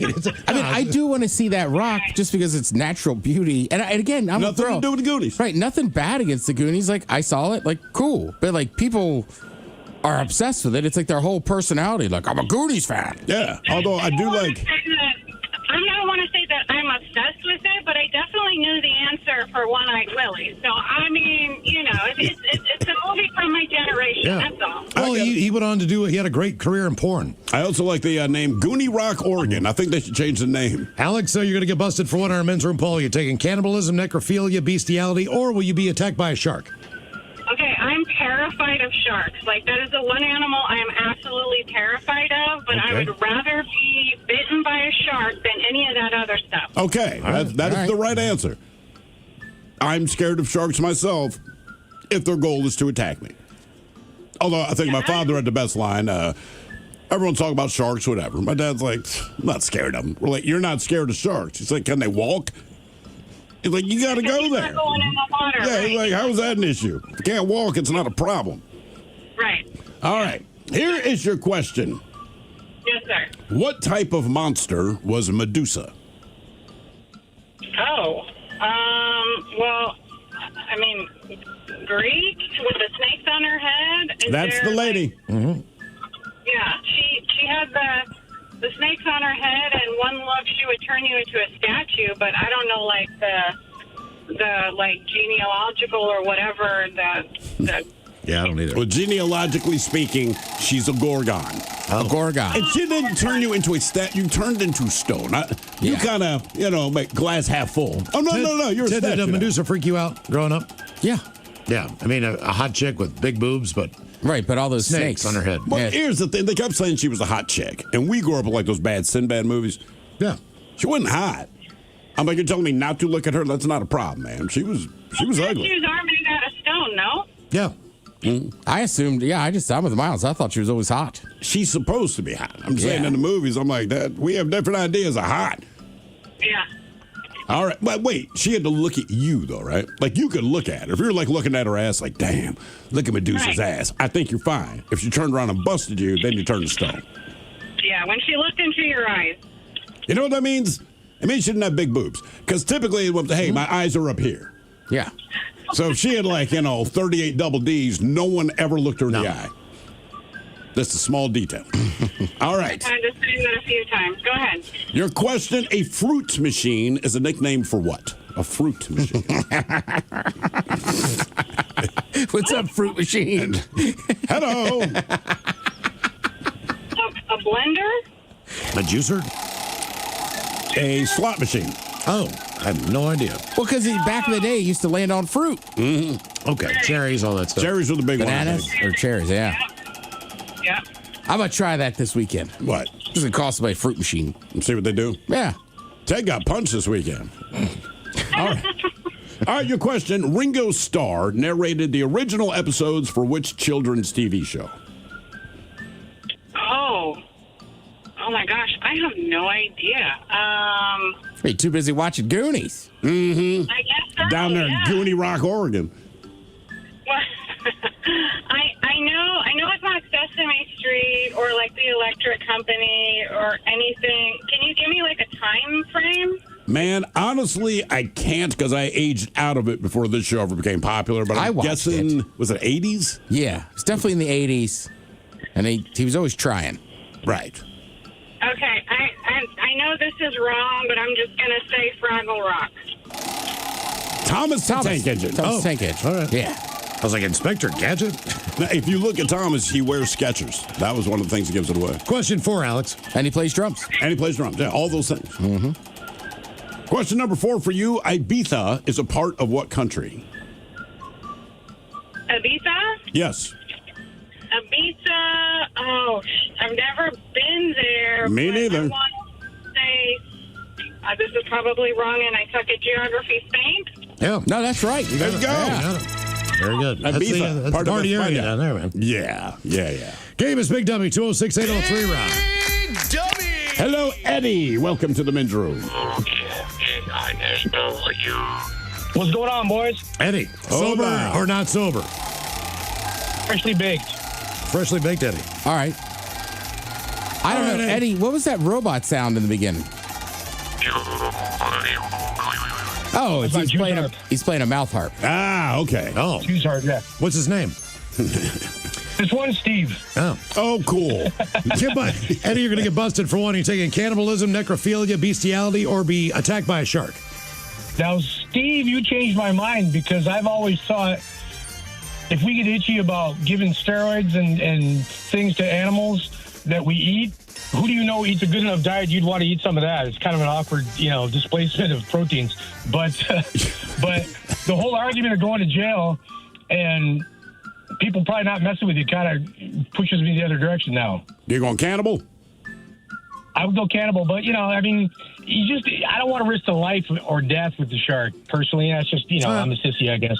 I'll eat people, right? I don't think you're a sissy if you don't want to be attacked by a shark. I think that's actually a very healthy outlook to have in your life. Yeah. Yeah. Don't try to fight that. I think you stay with that. Don't I've fight taken sharks. care of patients with shark bites and bear attacks and stuff. So For real? What's the worst shark attack you've seen as far as a patient you had to treat? Lost her entire left leg and a chunk of her abdomen ended up with a lot of internal organ issues. Where was this? This was in, she was actually shipped in from California. I took care of her not immediately after she was attacked, but a couple days later, because her family was here, I was in Arizona where I used to work. And so they drove her in when they got her stable enough to Arizona where she continued to recover. Okay. That'd be wild if there was a shark attack in Arizona. Yeah, but what did you do wrong? Yeah, it was in San Diego. Plus, if there's a shark specialist, they're in Phoenix. I mean, that's his best place to go. Just like the shrimp in Indy. So I always order sushi in Kansas City. I'm like, this has to be fresh. All right. Your question, which of the 5 oceans contains the spot where 0 degrees longitude meets 0 degrees latitude? 0 longitude. Oh, man. Pacific? Atlantic. Yeah. The Atlantic. I figured the Pacific's the biggest, but What is that called? That's called something. That line. That goes, 0 degrees longitude, 0 degrees latitude? It is. I mean, would that be like where the aquarium, the equator, and what the prime meridian meet or something? Yeah. Man, I used to know that. But there is an actual 2 zeros. Does it like cancel it out even further if it's 2 zeros? I don't know. Yeah, can it be lamer than that? You're double nothing. zero. Yeah. The place of nothing. Yeah, the place of nothing. All right, your question. What color is the quote-unquote ring of death that signifies that your Xbox 360 is broken forever? I don't know. My kids played it, but orange. Blue? Red. Oh. Yeah. I feel like that's the universal color of bad That would news. be the obvious one. Yeah. My question is, how can it give you the ring of death to let you know that it's dead? Right. Like, you can't be that If dead. the signaling is complete defeat, then it shouldn't have a signal. That's what I'm saying. It should just not work. I feel like getting a phone call from someone who's like, hey, man, I can't come in. I'm dead. I'm just not going to believe you. All right. We're done. A question. A nonagon is an object with how many sides? Nanogan. Nanogan.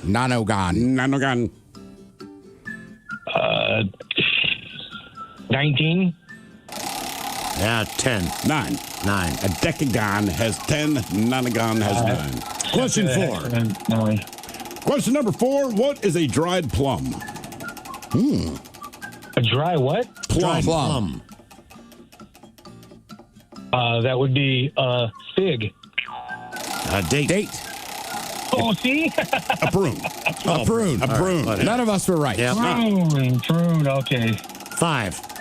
Question number 5. Who said, quote, ask not what your country can do for you, ask what you can do for your country? That'd be RFK's Uncle John. Yeah. Okay. Very good. I also would have accepted JFK. Game is Big Dummy 206-803 round. How most people know him. Yeah. You know. Not the uncle of. Hello, Pamson. Welcome to the men's room. Liquor and whores, gentlemen. Liquor and whores. Pamson sober, not sober? Not sober for now. Okay. How do you spell your name?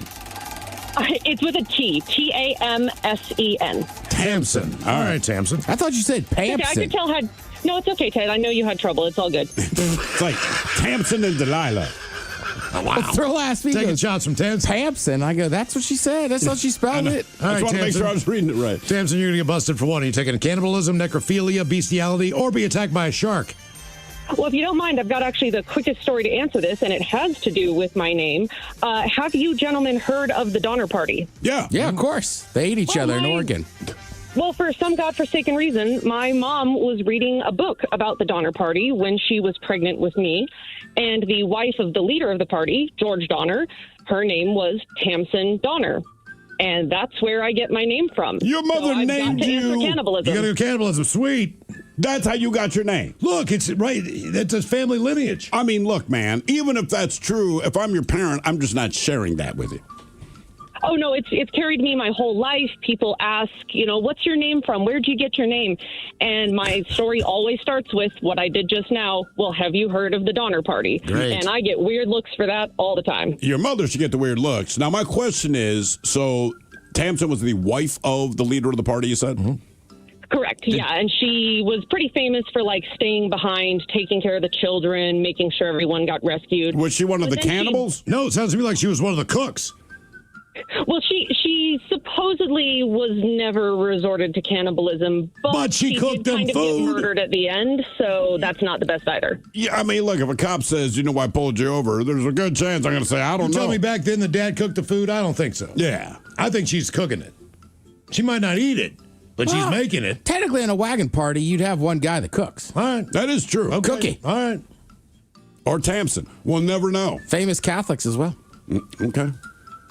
The church is proud of that. They taught us that in grade school. I went to Really? a Catholic grade school. Yeah. Oh, wow. And they were Catholic. Cool. All right. Here is your question, Cannibal. What football team plays at Empower Field? Empower Field. Gonna be honest with you, I don't even have the slightest guess. Let's say the Chargers. Denver? Denver.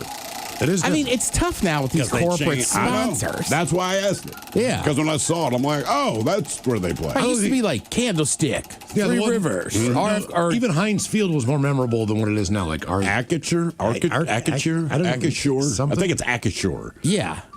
Yeah, nobody cares. Put the Heinz bottle back up. Yeah, Maybe seriously. we should revolt. Just refuse to use the corporate sponsor name. I mean, even Dallas. That's Jerry's Stadium. And it's like AT&T Stadium. Like, no, it's Everybody not. calls it Jerry's World. I know. That's the whole thing. What are we calling, Lumen Field now? Seattle Stadium.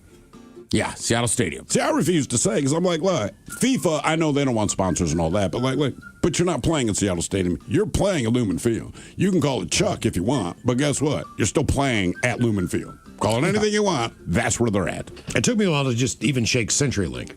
That was a hard one to drop. 3 or 4 years still saying that crap. Mm-hmm. Yeah, I'm with you. I just feel like some of those corporate sponsors, like Denver, I just kind of pulled that one out. But you did pull that one out of your ass. I guess I do know them. Tennessee's what, Nissan? Yes, I believe that's I don't know. Yeah. How about Houston? NRG. NRG, yeah. Energy? Jacksonville. Well, I have no idea in Jacksonville. I don't think they have one. Hooters. Yeah, right. Well, in the Hooters Stadium. Jacksonville. Bob's Field. Yeah. Isn't Jacksonville Hard Rock? I No, thought that's that was Miami. That's Miami. Oh, yeah. Don't give Look, bro, if you got to go to Florida, pick Miami over Jacksonville. That is kind of funny. What is their sponsor? I have no idea. All right, Tamsin, stop talking for a second. All right, your question. What do the letters RX stand for to a pharmacist? Prescription. You got it. Well done. Oh, they play at Everbank Stadium. Everbank. Everbank. Okay. Game is Big W, 206-803 Rock. Dummy! Hello, Dwayne. Welcome to the men's room. Hola, gentlemen. Hola. Dwayne, are you sober or not sober? I am currently drinking a men's room lager. All right. That is a good beer, man. I like it. Where did you find that? I like it. I'm glad Shelton Beer and Wine. I'm glad it doesn't say limited anymore. Okay. Thank you, Shelton right. Beer and Wine. Shelton Beer and Wine. All right. All right, Dwayne, you're going to get busted for one: cannibalism, necrophilia, bestiality, or be attacked by a shark. I'm fighting that shark, buddy. Fighting the shark. Okay. Yeah. Can't bring myself to do the rest of it. I know. We get it. All right, Dwayne, here's your question. Chris Cornell sang the theme song to which James Bond film? Oh, live another day. I think it was Die Another Day and Not Live Another Day. Yeah, although I like Another that. Day. Yeah. But the movie was Casino Royale. Oh. I think that's the first one with Daniel Craig, right? Is that right? Correct. Okay, thank you, Hey, mate. you want to hear something funny real quick? Sure. You guys taught me something today. I've never heard that You're before. talking about the Jeffersons Yeah. and that theme song. Mm-hmm. Fish don't fry in the kitchen. Since I was a kid, I thought it was fish don't fry with the chicken. I always thought, well, who the hell would do that? Mystery solved. So you had an epiphany today. Like, oh, they're not frying fish with chicken. You know, You're not wrong. I wouldn't fry fish in the same oil I fry my chicken. Dwayne, I'm glad we cleared that up for you, man. I appreciate it. Yeah. Fish don't fry with the chicken. That's all I'm going to hear now. All right, your question. Who wrote the Twilight book series? No, I'm not into that. Neither am I, bro. I don't know. Ruth Davis. I don't know. Ruth Davis. Thanks for at least taking a shot. I appreciate that. Any guesses? Was it Stephanie Meyer? It is Stephanie Meyer, the sister of Oscar. I act like I don't know. I know Yeah, you're acting good like way you to don't cover it know. up, Mike. All right. Come on, man. Ah, Stephanie Meyer? Is that her name? Stephanie Meyer. Where you been all day, Mike? Here and there. I'm just working from home. Okay. Nothing vague about that. Right. Nothing at all. Is that how you respond to? Where have you been, Michael? Babe, just here and Hey, here there. and there, babe. Officer asks, where are you going? I don't know. Here. Surprisingly, it works. Yeah, for you. All right. Exactly. Your question, Atticus Finch is the name of the narrator's father in what classic novel? That is To Kill a Mockingbird. You got it. Boom. The story of Gregory Peck. Head Chef is coming up. We've got foods at the World Cup stadiums around North America with Ted's Meat and Potatoes. And we've got your emails on the way next in the men's room at KISW.com.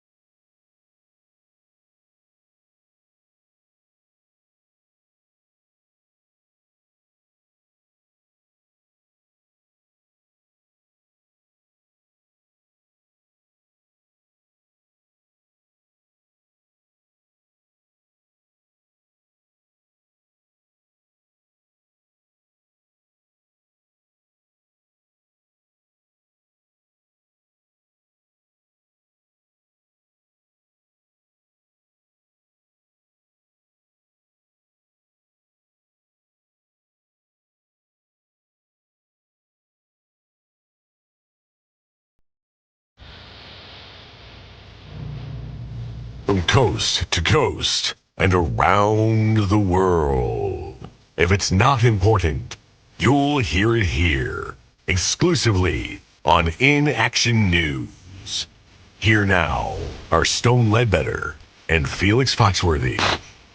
Tonight, one man's secret to weight loss, amputation. But first, Australian billionaire Clive Palmer is planning to build a replica of the Titanic. A replica of Titanic?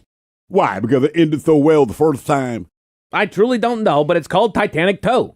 However, the ambitious $500 million project has faced numerous delays, and while construction was supposed to lead to a 2027 maiden voyage, the ship has not yet begun being built. Maybe he can replicate the Hindenburg next? Why does this man want to repeat Titanic? Well, Felix, the new ship will feature a modern welded steel hull instead of the original's riveted iron. It will also include a concealed safety deck packed with modern evacuation systems and lifeboats. Yeah. They said the original Titanic was unthinkable, and then it sank. Just like the movie. I loved that movie. Of course you love the movie about a life-ending disaster, she-devil. Shut your mouth, you sniveling ball of earwax. I love the Titanic movie because it was romantic. Romantic? I think we saw two different movies, foul beast.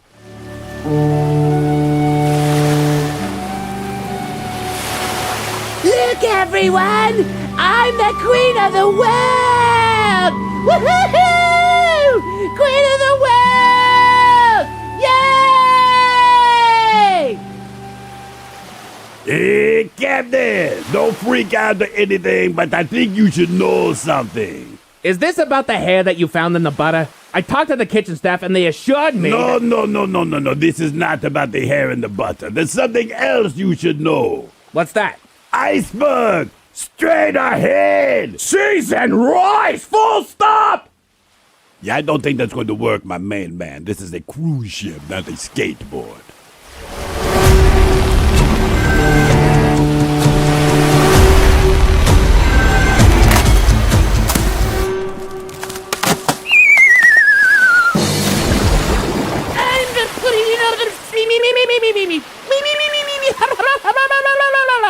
Judas Priest, this is a tragedy!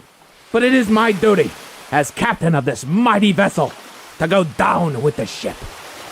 Yeah, I hear the words you're saying, my man, but I'm not feeling that whole die in a watery grave vibe, you know. I'm getting out of here. The band will keep you company. The band? Yes. They're still playing music. So they are. Are you abandoning the ship? Well, yes. The ship is sinking, man. Because you piloted us into an iceberg! I did do that, yes. But that's why I'm thinking it's time to abandon ship. You know what I'm saying? It's women and children first. Wait, is that why you're dressing in drag? Bingo! See you on the other side!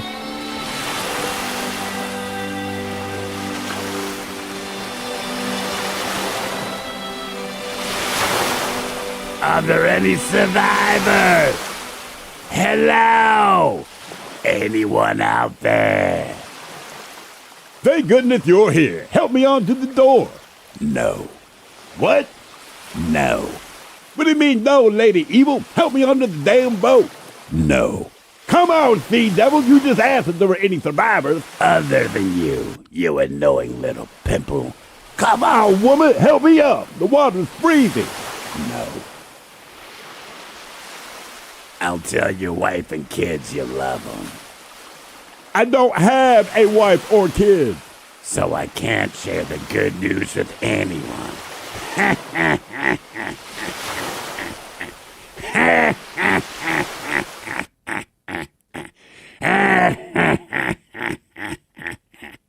I don't like your version of Titanic, demon lady. Let a girl dream, you contemptuous piece of gristle.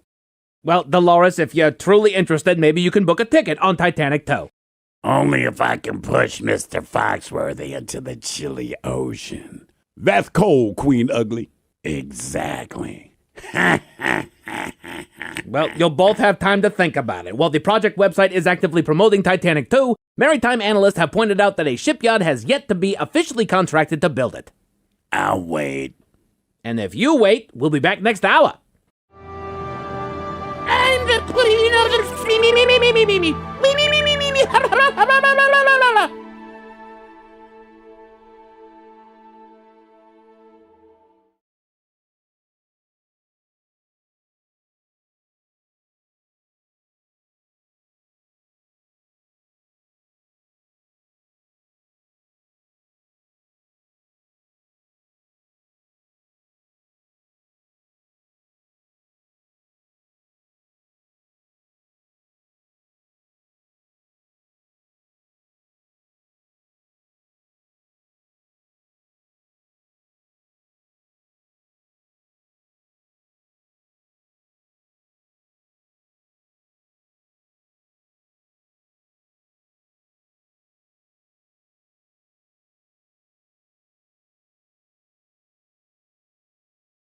KISW. We return to the men's room with Miles and Thrill.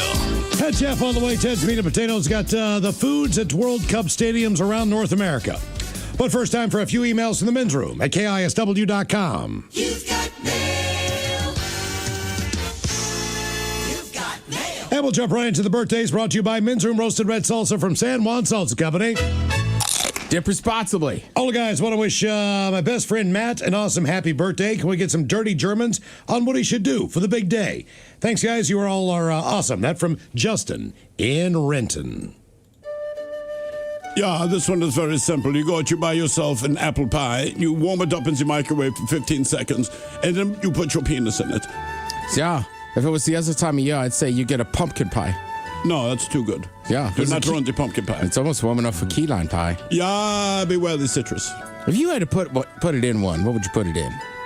Being from West Virginia, pumpkin. Walked into that one. I go meringue. Yeah. I think it may be like a chocolate. Chocolate pie? Yeah. Gentlemen, as we watch the U.S. advance in the World Cup, I celebrate my last year in my 40s before I trip over the hill into my midlife crisis. If I could get some advice from the captain and Coach Ted about preparing for my 50s and some dad jokes for Miles, it'll make the day even better. From your loyal listener since your first day on the buzz. That from John. Ooh, well, ahoy there, and happy birthday. You know, the first one of us mascots to reach their 50s is a little man we called the Quaker Oats Man. And we used to ask him, what's your secret? And he opened his pants and he says, look, every year my birthday in my 50s, he trims its pubic hair into a different shape. It's kind of like people doing origami, so to speak. Right now, it's the Screeching Eagle, because it's America's 250th anniversary. Miles. He's a patriot, you understand? So that's what I would do if I'm you. Maybe not the eagle, because I'm pretty sure he actually has a trademark on his pubic hair shapes. But feel free to experiment and have fun. Crunch berries. All right. I know who this guy is. I'd say stay active in your 50s, but given your career choice, you got to have no option. So I'm a mail delivery guy. Oh. Second of all, I don't know. Maybe invest in a small company called Advil. All right, some dad jokes for you. All right, here you go, John. I asked a lady if she was interested in experiencing the best sex in her life. Oh, yeah? Yeah? She said no. I said, cool, because you're talking to the right guy. Life is a lot like flying a helicopter. How so? I don't know how to fly a helicopter either. All right. Couple more. My autopsy club meets tomorrow. Oh, yeah? It's open mic night.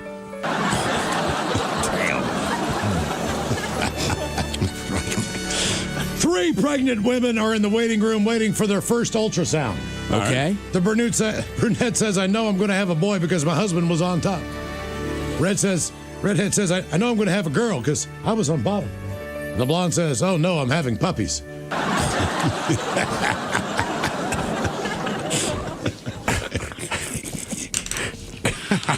I haven't had one of those ones in a while. Yeah.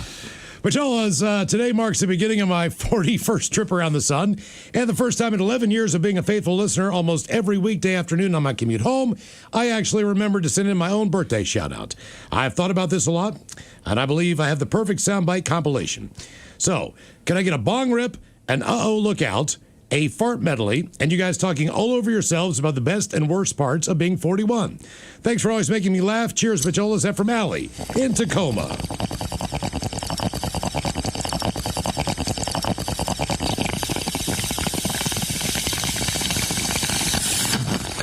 Uh-oh, look out.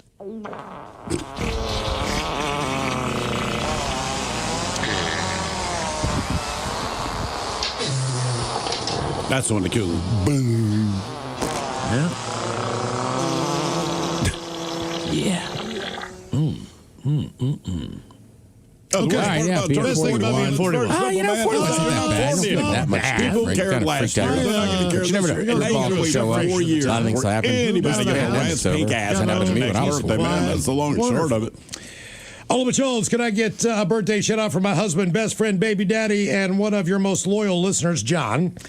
His 49th trip around the sun. He's feeling a little old this year. Needs a little motivation to keep him moving. Maybe a CPAP. But in the meantime, could you give him a nice big old bong rip? Any of your penis is too small.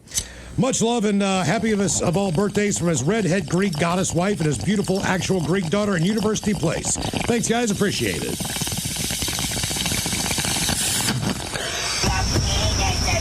I like he sent in one and his wife sent in one. Is that what happened? It's a lot of love there for John. Okay. Attaboy, John. All right, John, take it when you can get it. Thanks for the stories over the years. Okay. 49 years old. 49. All right, guys, here you go. Happy, happy, happy birthday. Happy, happy, happy birthday. Happy, happy, happy birthday to you, to you, to you. Ya's a Dirty Germans brought to you by Men's Room Original Sausage. Available through Uli's World Famous Sausage, mensroomlive.com, and other fine retailers. Schweinefly. Thank you, Mom. A couple extra emails. The subject, D-baggery. Guys, catching up on the podcast, on Honestly, want to share my D-bag story. When I was working as a dog groomer, there was a lady who was extremely particular about how she wanted her Shih Tzu to look.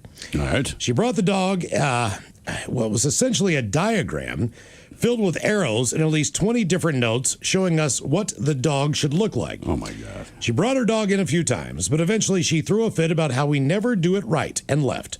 I assumed I'd never hear from her again. Then, to my surprise, she calls me maybe an hour after she left and wants me to tell her how to groom her dog so she can now do it at home. Nah. I said, lady, this is how I make a living. I'm not going to sit on the phone and walk you through how to groom your dog, especially when you don't even like the way I do it anyway. So I hung up on her. A few other things this lady did during her brief time with us. She accused us of stealing her special shampoo she brought in just for her dog because she couldn't find it and had to buy more. She was also always late for her appointments and told us it was because her husband was a disabled vet, so getting there was kind of difficult. Well, one time when picking her dog up, her husband was with her. He was not disabled at all. In fact, he looked more able-bodied than she did, as she was quite a large woman who kind of waddled when she walked. That from the lovely Casey. And, of course, she had a little Shih Tzu. That is kind of funny. Yep. Cut my Shih Tzu's hair. Waddle while you walk. Waddle while you walk. Oh, as far as what you were asked to remove. Bacholas, I was around 5th grade. I loved Twisted Sister and wanted to wear my Twisted Sister shirt to school. Mom not having it. So, of course, I put it in my bag. Change into it when I get to school. She'll never know. However, this was school picture day. So now we have a school picture of me, and right under my face is a big picture of Dee Snider's face on the front of my shirt. Awesome. And rock on, fellas. Love you. That from the lovely Sarah. That's a tough one. Oh, yeah. School picture day. Like, I mean, it's one thing if you're like defying your parents and just like, I'm going to wear this shirt. But school picture day, you rocked it. Like, yeah. I'm sure it doesn't matter now, but that mom could basically and could give you crap for the rest of your life. Nicknames, Old Amigos. 2 nicknames I was given interchangeably in high school were Cupcake and Little Debbie. Yeah, sure, I was a little shorter and chubbier than most. I played football through junior high. Upon reaching high school, ready to play football again. Those were the nicknames given to me by the seniors and the varsity team. Fast forward, working at a hospital, an awesome anesthesiologist always called me Zick due to my last name. So there you go. That from... Zick or Zit? Zick. Z-I-C-K. Okay. Man, my high school DeMatha posted that picture I took with 4 other graduates, one of them one of the Looney brothers. And it was funny, somebody commented, it was like, Tiny. I was like, Jesus, man. Right. I graduated in 99. It's never going away. And this one on relationships ending. Guys, I once dated a hot blonde from West Virginia. who was so dumb. How dumb was she? How dumb was she? At one point, my friends convinced her that Canada's Parliament building was made out of ice, and they just switched to a 24-hour clock to a 20-hour clock since it's darker up north, which she accepted without questioning. She also believed that beaches were only on ocean coast. So we told her the beach my family was on Lake Michigan, was on the Indian Ocean, which made sense to her because Indiana was nearby. Oh, of course. Last straw was when we argued about what animal ground beef came from. Oh, my God. She fully believed that ground beef could come from any animal whatsoever. When I brought up this argument at a friend's house, my buddy's wife agreed with her. My buddy and I locked eyes and silently acknowledged that we were both with complete morons. We were both single shortly after. Love the show. That from Kevin. I will say, until I went to Chicago as an adult, the idea of a beach on those lakes, it was unfathomable until I saw it. Okay. Sure. I mean, I guess I believed it. I mean, as a child, that is one thing.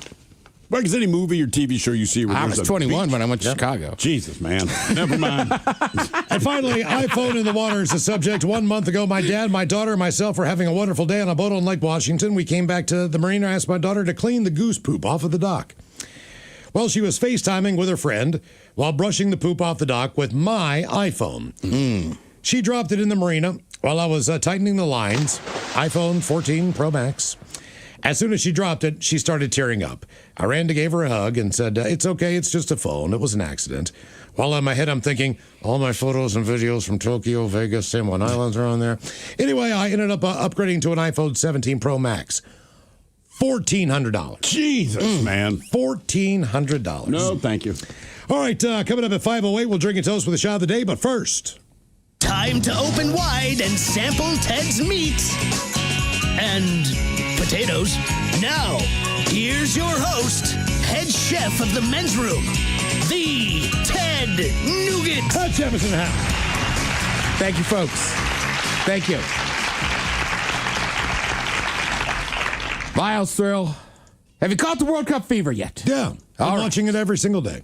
Thrill, you seem like you're still a little. We got a World Cup cold. Yeah, not quite a fever. warming up. Although we plan to get involved this evening. Oh, excellent. Been a little more fever pitch, I think, in the Hill household. Excellent. Yeah.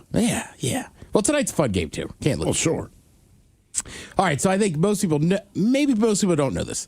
The United States isn't the only host country, right? It's basically North America. So Mexico's doing some hosting duties. So is Canada. So some of these foods, we have some crazy foods and then kind of just different foods from different areas. Okay. What do you want to start with? Crazy foods or kind of the international foods? I want to hear the regional stuff because I'm curious. What is Canada doing?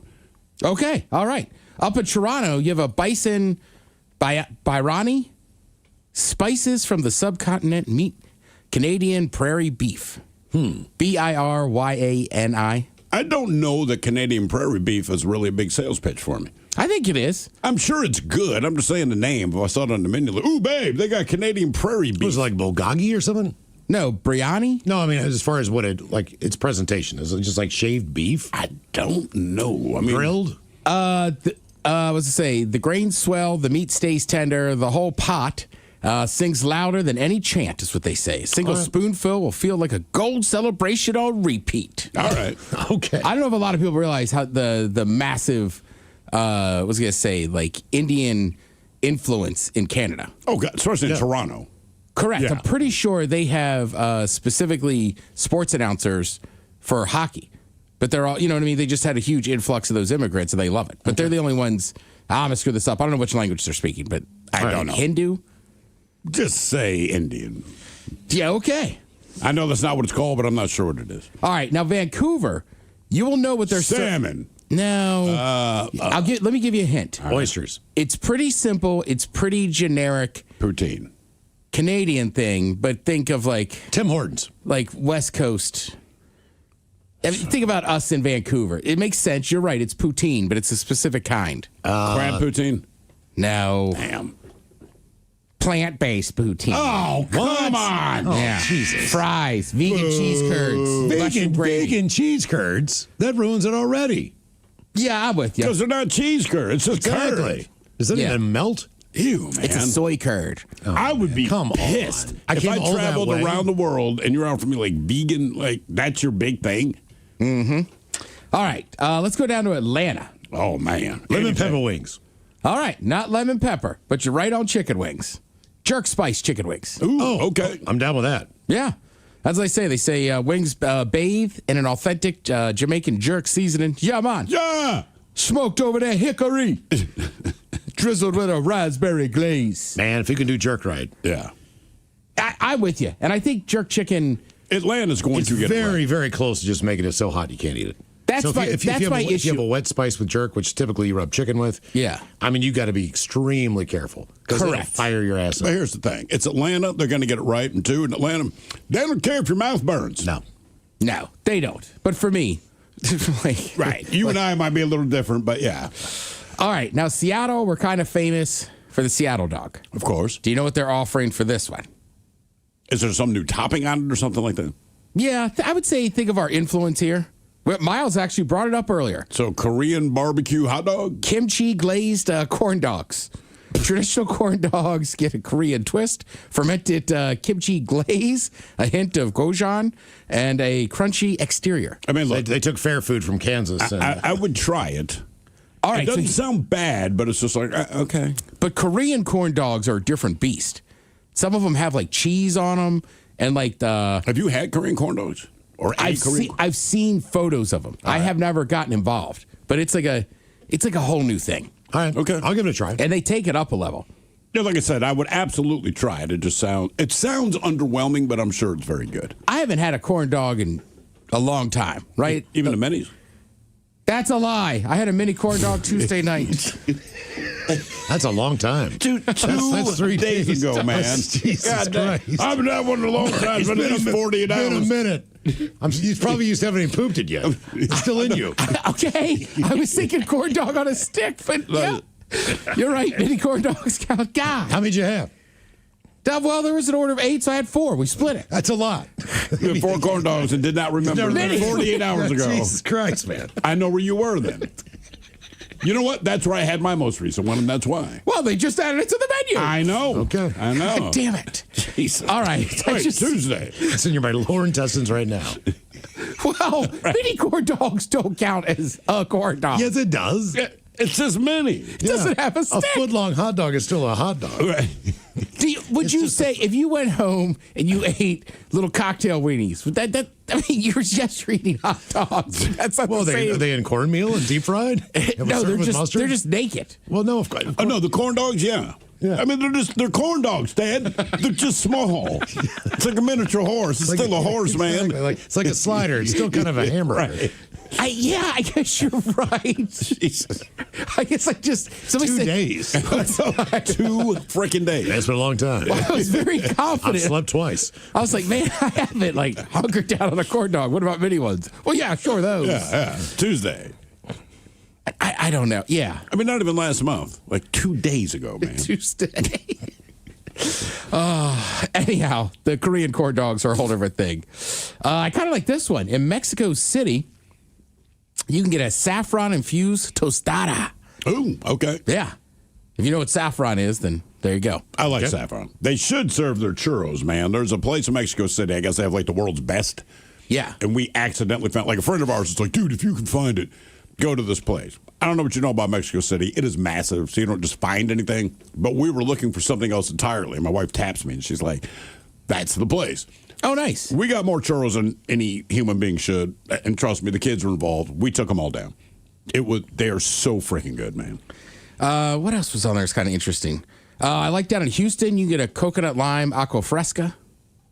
I'm not big on. My wife loves those things. I'm big on them now. Really? Yeah. But I couldn't find one Saturday when I was down at Burien at their street fair, but I did have a michelada. What's a michelada? I don't have to say it like that. Yes, you do. It's like a giant thing of beer with, I want to say, tomato juice, and then they line the rim with like tahini, and there might be a little, what's the red sauce they put in like the aqua fresca? It's kind of like thicker. It almost looks like a hot sauce, but it's not. All right. They're delicious, man. You can lick the tahini off the rim. Tahini's the best for a margarita, too. And they like, if it's, salt. and generally a michelada is going to be bigger, so like the bottle of Pacifico's sitting in there. Okay. I got it. Yeah. Okay. All right, now here's some of the crazy foods they have. Let's see. Down in Miami, you can get fancy AF tots. Fancy AF tots. 3 fried hash browns topped with caviar, crema Creme fraiche. I'm guessing. F-R-I-C-H? Yeah, fresh. All right. Fresh. And chives. How much do you think that cost you? $50? $75. I was going to say the caviar is the hash browns with caviar. I mean, I'm a little bit ghetto. I'm a little bit rich. If you're really eating caviar, you're like, man, we really could use some hash browns right That's now. what. You're like, that's just that would elevate this. This is a new thing where caviar is like having a massive moment, not just with the ultra rich, but like all the food influencers. And it's like, oh, we're doing bumps of caviar. It's like, look, I've had caviar. It's not great. It's not that great. You know, and but also, it's like having Alaskan king crab and like, oh, I got to have Vienna sausages with this. It just doesn't make any sense to put those two things Hash together. browns. Let's see. Up in Vancouver, you can get a maple bacon smoky. Makes sense there. It's a smoked sausage topped with bacon onion jam and maple syrup. That sounds great. Mm-hmm. Also in Vancouver, besides the little, besides the plant-based, besides the bull ass, right? Poutine. You can get short rib poutine. Ooh, okay, that sounds. Now great. we're talking. Yeah, exactly. That would be super delicious. I'm in for that. What else do they have? Ooh, the Twinkie cheeseburger in Los Angeles. It's a cheeseburger topped with bacon-wrapped jalapeno, stuffed with brisket and cream cheese. Okay. So this is All more of a right. Texas Twinkie inspired, not like Twinkie the Kid Twinkie. I can see them cutting a Twinkie down the middle and putting a hot dog in it, but I don't know how. I bet you could put two little Smokies in there. I bet you could. But why would you? I just won't remember eating it. Right. Well, Texas Twinkie is basically what they're doing, right? With the bacon-wrapped jalapeno, the brisket, and the cream cheese. God, that sounds good. Okay. Yeah, I know. There's a lot of good stuff. And then I like this one. They just add this to the list, too. They go, lastly, worst of all, these are kind of ridiculous stuff. $20 beers. As they say, in Mexico, for example, minimum wage is around $18. So you're paying more for a beer than you are You for get paid, Yeah. right? Well, at least their minimum wage is higher than most places here. Mm-hmm. I did see a guy traveling. I forget where he was from, but he was in Atlanta, and he's just like, why are your concessions so much cheaper? It was like the third game.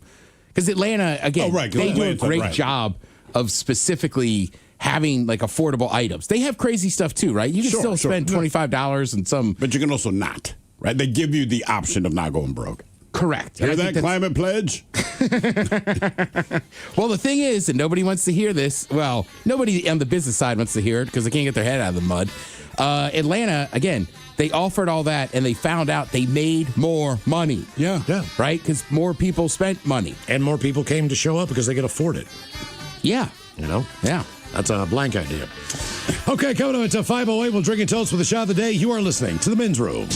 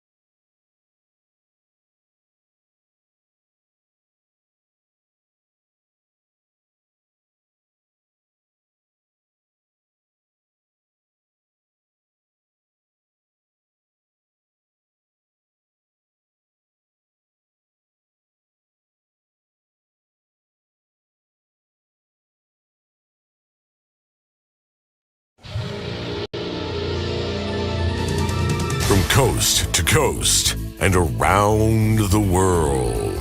If it's not important, you'll hear it here, exclusively on In Action News.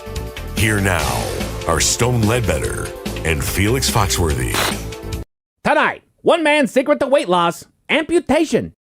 But first, Australian billionaire Clive Palmer is planning to build a replica of the Titanic. A replica of Titanic? Why? Because it ended so well the first time? I truly don't know, but it's called Titanic 2. However, the ambitious $500 million project has faced numerous delays, and while construction was supposed to lead to a 2027 maiden voyage, the ship has not yet begun being built. Maybe he can replicate the Hindenburg next? Why does this man want to repeat Titanic? Well, Felix, the new ship will feature a modern welded steel hull instead of the original's riveted iron. It will also include a concealed safety deck packed with modern evacuation systems and lifeboats. Yeah. They said the original Titanic was unthinkable, and then it sank. Just like the movie. I loved that movie. Of course you love the movie about a life-ending disaster, she-devil. Shut your mouth, you sniveling ball of earwax. I love the Titanic movie because it was romantic. Romantic? I think we saw two different movies, foul beast.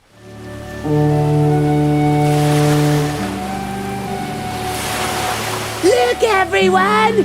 I'm the queen of the world! Woohoo! Queen of the world! Yay!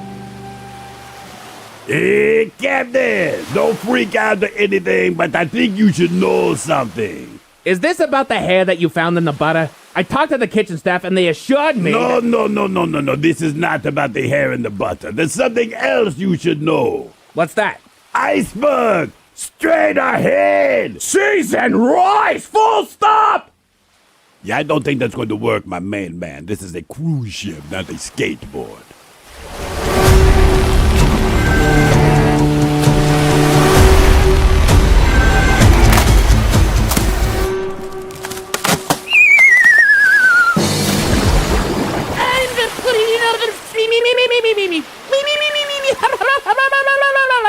Judas Priest, this is a tragedy!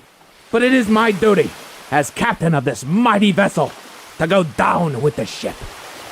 Yeah, I hear the words you're saying, my man, but I'm not feeling that whole die in a watery grave vibe, you know. I'm getting out of here. The band will keep you company. The band? Yes. They're still playing music. So they are. Are you abandoning the ship? Well, yeah.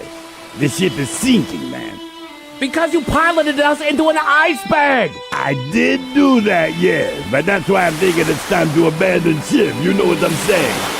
It's women and children first. Wait, is that why you're dressing in drag? Bingo! See you on the other side!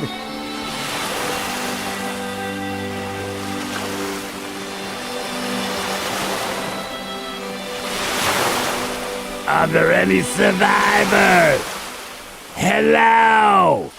Anyone out there? Thank goodness you're here. Help me onto the door. No. What? No. What do you mean, no, Lady Evil? Help me onto the damn boat. No. Come on, sea devil. You just asked if there were any survivors. Other than you annoying little pimple. Come on, woman. Help me up. The water's freezing. No. I'll tell your wife and kids you love them. I don't have a wife or kids. So I can't share the good news with anyone.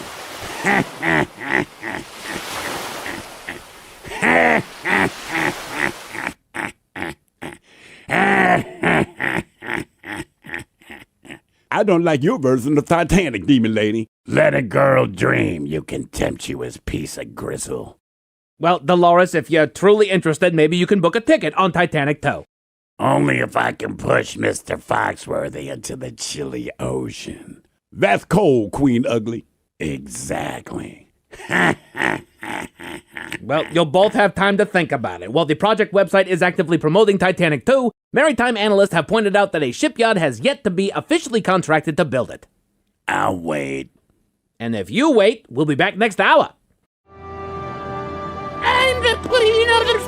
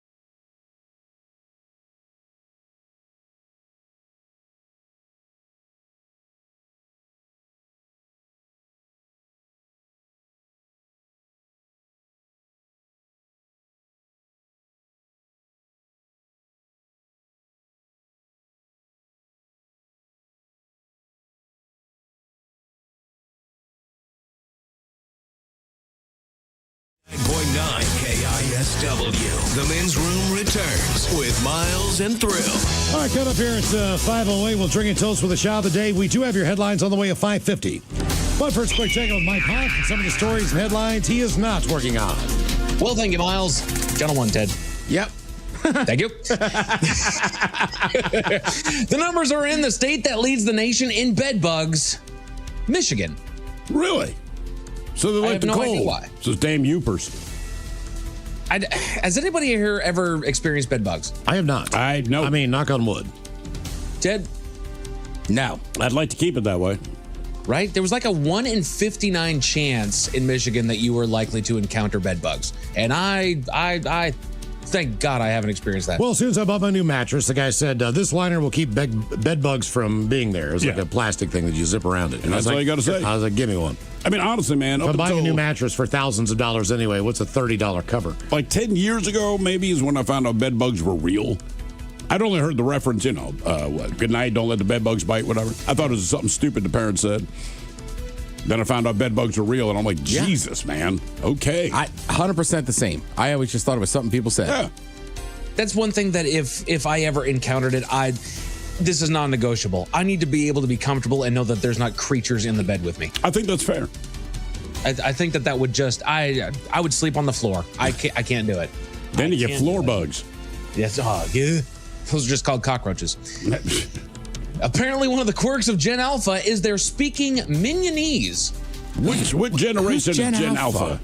That's the one that is now after Gen Z. Children. Can we just call them children? Yeah, I know. That's exactly what it is. At this point, you don't get a generation. I think you get a generation when you turn 18 and you start taking responsibility for yourself. Right now, you're a kid. But either way, so Minionese, what are they, just imitating the Minions? Right. They're speaking the language of the Minions, which is a mix of, what was it, like Russian, Korean, Spanish. It's a mixture of a lot of different languages. And so they have, it's usually just a one-off word. I mean, a lot of times kids talk like that anyway. Believe it or not, Mike, when they do these Minions movies, depending, even though they speak gibberish as best we can tell, they actually change the vocal tones depending what country they release it in.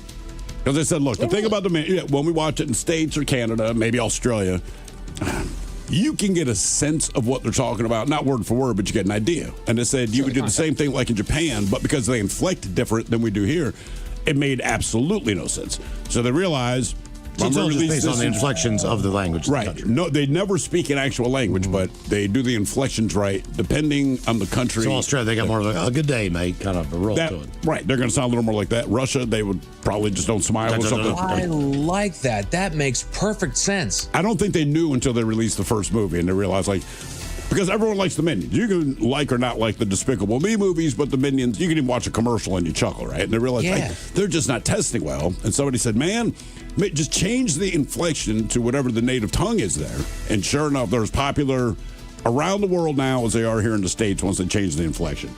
Because nobody could get the inflection. That's it. No, that makes perfect sense. Let's see here. Several Georgia beaches are suffering from elevated levels of fecal bacteria. Yep, they from people. Is this? No, it's poop going in the water from sewage, and they have three of their more pristine beaches. You have to remember, Georgia does not have that much coastline. Right. You take outside of Savannah and a couple of islands out there, so it's very highly concentrated with people, and all that poop just flows out of that area, into the water.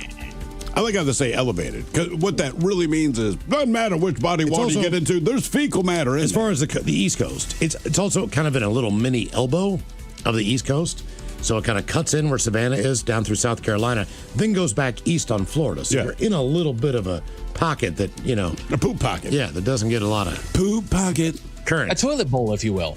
Yeah, basically. Yeah. Put your thinking caps on, Jen. It's time for the Merriam-Webster word of the day. Now, I'm going to give you guys a 50% chance of success on this one. Thrill, you currently hold the record, hold the title. It's an adjective brought to you by the letter J, okay? Jackass. This means showing or influenced by feelings of distrust, distaste, or hostility. A J word meaning showing or influenced by feelings of distrust, distaste, or hostility. Jaundiced. Bam! Through. All right. Wow, geez, a whiz. Unbelievable. Wow. To me, jaundice was like something you didn't want your kids to get, but it wasn't going to kill them. Yeah. And then Right. jaundiced with a D somehow, right, it's a different application altogether. Influenced by feelings of trust, distaste, or hostility. That's impressive. That is. I just start saying was that in good pull, meetings. Steve. Are you okay? I'm just jaundiced. Cambridge, Massachusetts is considering changing their liquor laws to only allow bars to serve one drink every 30 minutes per customer. No, come on, man. Well, what, you just trying to take money out of people's pockets that are in business? Yeah, if I'm a bar, I'm pissed. Like, look, man, people are going to be irresponsible, but inevitably that is a decision that they make. It is not on me to police People the won't go drink behavior there. of other people. They'll go to a different neighborhood. Yeah. You'll walk 2 blocks over to Somerville. Right, something. Come on down to Somerville. I mean, also, like, I get it in theory.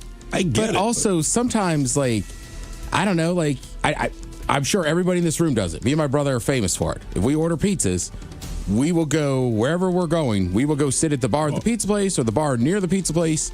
So we might be there for half an hour, 40 minutes, and we'll put down 2 beers and a shot. Yeah. And the other thing, too, is like, look, you already have laws on the books. You know, the bar don't overserve, right? All this kind of thing. And maybe they do, maybe they don't. Different bartenders operate in different ways, but like, don't force them to do that. And look, if any bartender thinks you're about to cause an issue, they're going to stop and boot your ass out. Correct. If they don't want to deal with it. So it's like, it's But already Massachusetts has weird blue laws to begin with. You still can't have a happy hour there. Like, there's, it's insane.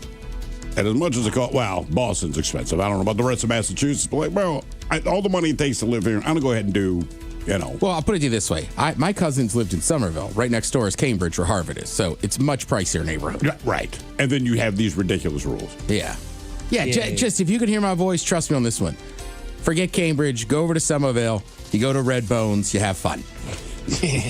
A new study suggests that beans and rice didn't go as far as meat for post-workout muscle protein building. Well, yeah. Yeah. Well, rice has no protein, first of all. Right. I mean, Jesus, guys. I get it if you don't eat meat, but it's hard to beat meat when it comes to protein. And typically, in red beans and rice, you can get it as a meal, but typically it's a side. It's a side. Yeah. Exactly. It's like refried beans, but I think if you go to any Mexican restaurant and you're like, I just want refried beans. They'd be like, what are you doing? You need some protein. Come on, weirdo. This weekend, last weekend, I made some peppers and onions and threw in some kielbasa. All right. Right? Kind of fried it all together. And then I put it on a bed of rice and beans. That's exactly it. Yeah.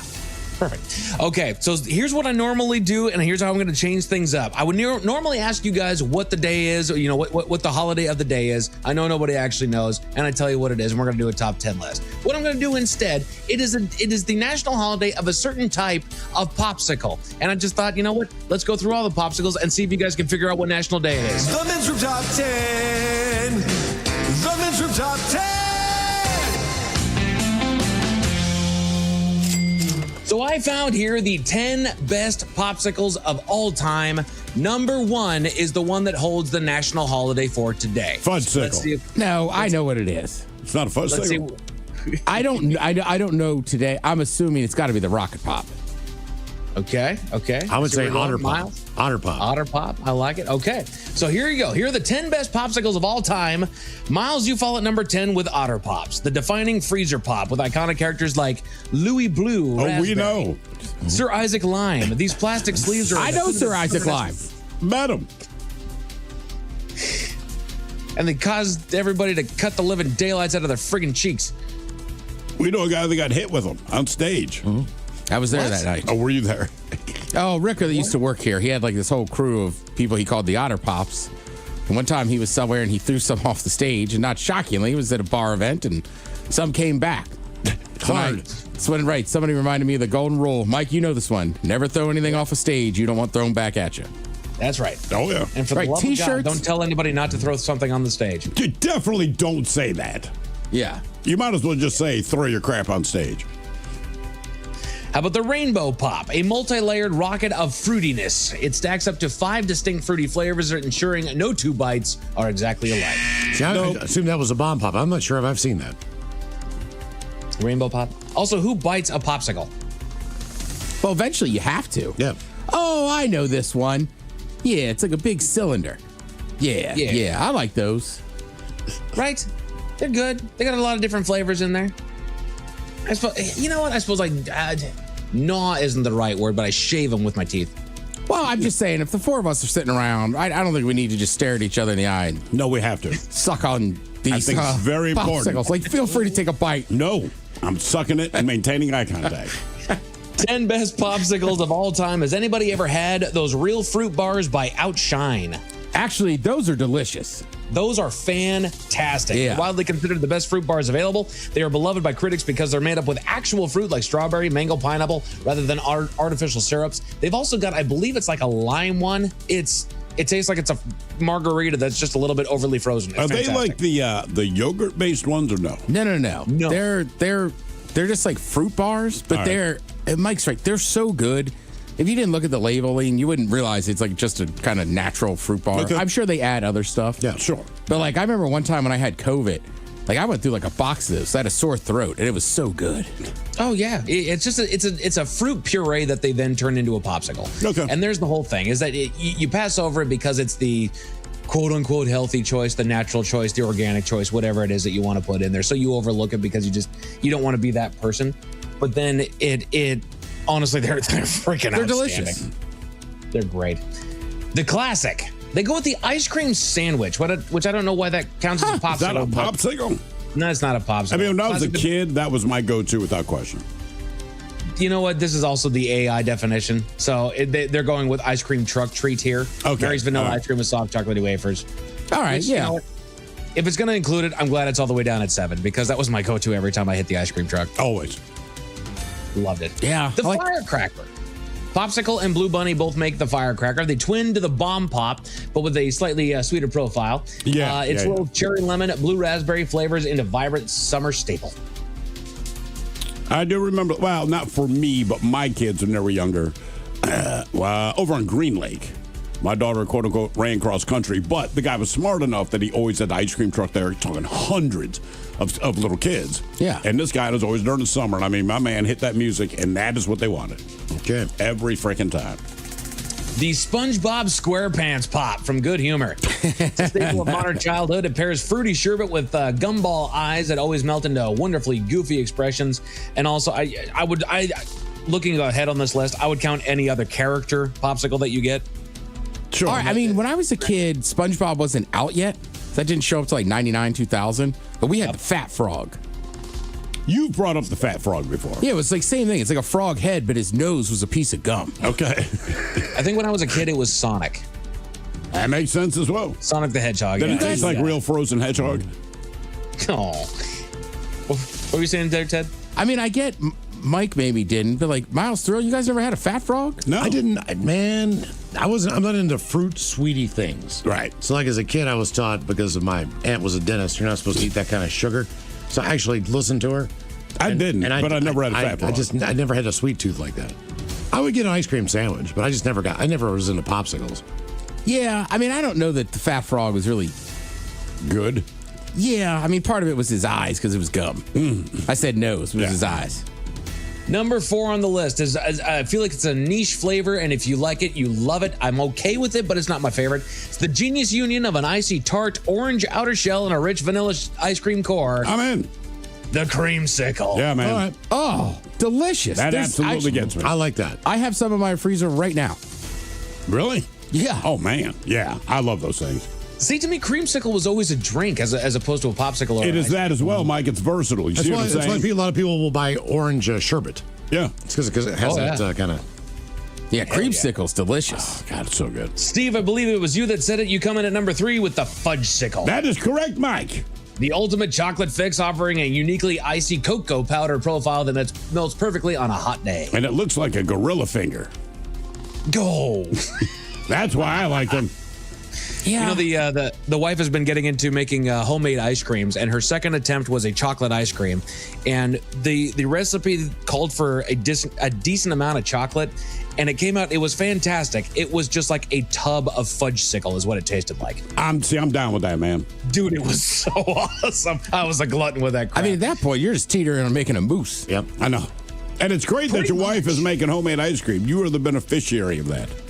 Oh, 100%. Some people make sourdough bread. Cookies and cream is my absolute favorite, so that was the first one that she made. And then she did it again. She made a second batch, but this time, Steve, you ready for this? She switched it up. She did those what are they called? The ones where they're like half vanilla and half chocolate Oreos in there? Oh, yeah. Yeah. Dude, game changer for the cookies and cream ice cream. All right. Bring some of that S in, man. You know what? Good call. I might have to get that done. Surely it would melt in your hour commute.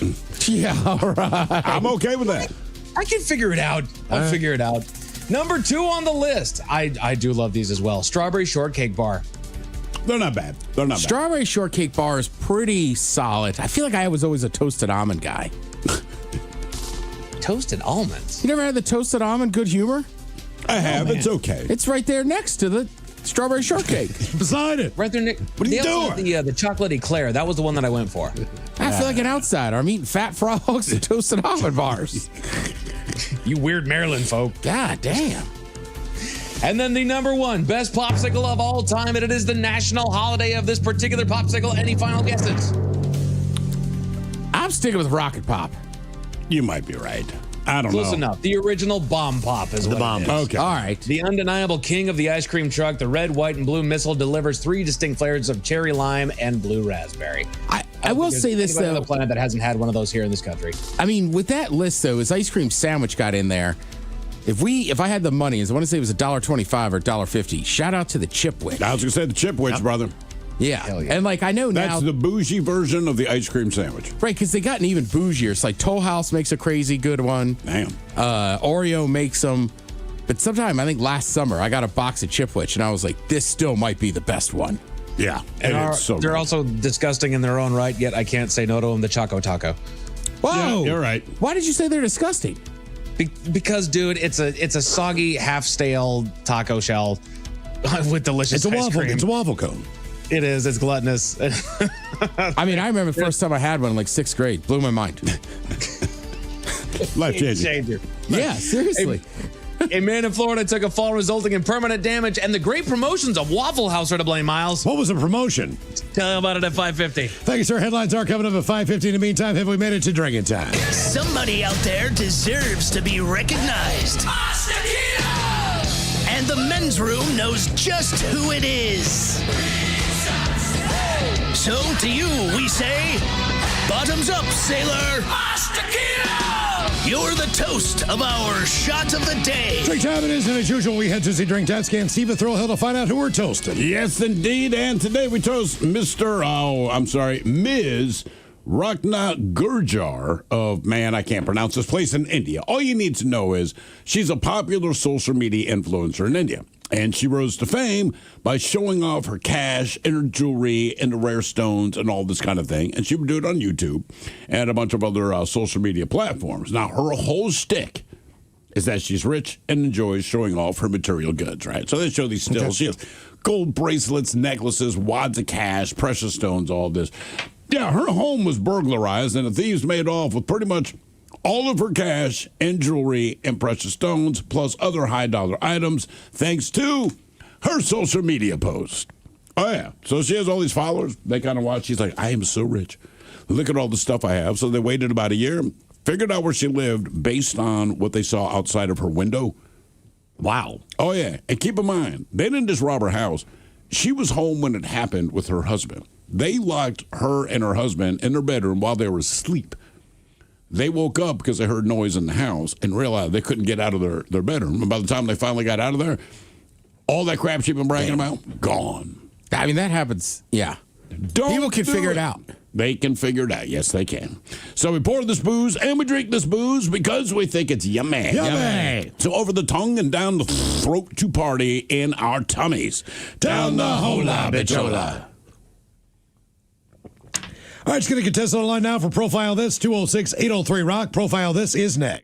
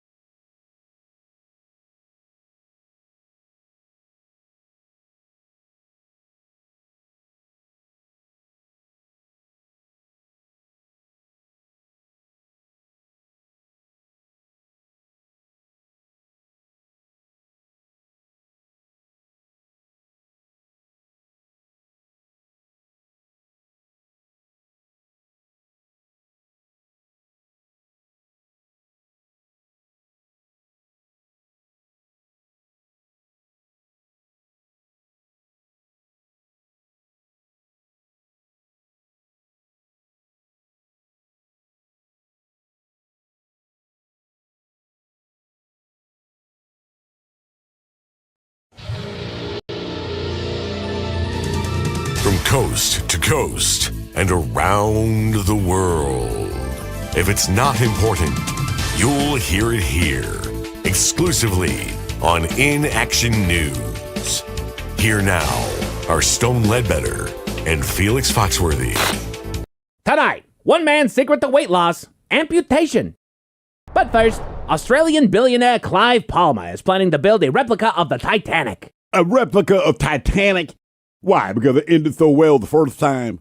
I truly don't know, but it's called Titanic 2. However, the ambitious $500 million project has faced numerous delays, and while construction was supposed to lead to a 2027 maiden voyage, the ship has not yet begun being built. Maybe he can replicate the Hindenburg next? Why does this man want to repeat Titanic? Well, Felix, the new ship will feature a modern welded steel hull instead of the original's riveted iron. It will also include a concealed safety deck packed with modern evacuation systems and lifeboats. Yeah. They said the original Titanic was unthinkable. And then it sank. Just like the movie. I loved that movie. Of course you love the movie about a life-ending disaster, she-devil. Shut your mouth, you sniveling ball of earwax. I love the Titanic movie because it was romantic. Romantic? I think we saw two different movies, foul beast.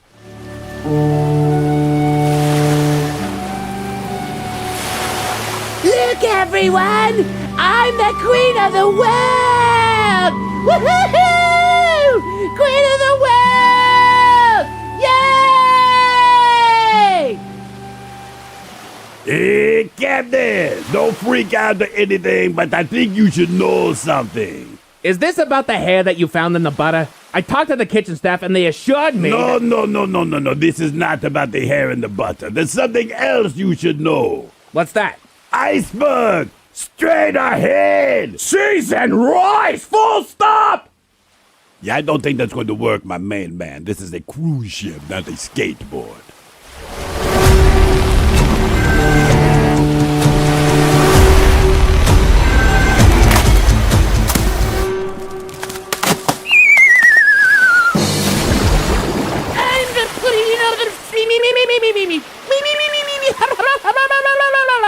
Judas Priest, this is a tragedy! But it is my duty, as captain of this mighty vessel, to go down with the ship. Yeah, I hear the words you're saying, my man, but I'm not feeling that whole die in a watery grave vibe, you know. I'm getting out of here. The band will keep you company. The band? Yes. They're still playing music. So they are. Are you abandoning the ship? Well, yes. The ship is sinking, man. Because you piloted us into an iceberg! I did do that, yes. But that's why I'm thinking it's time to abandon ship. You know what I'm saying? It's women and children first. Wait, is that why you're dressing in drag? Bingo! See you on the other side!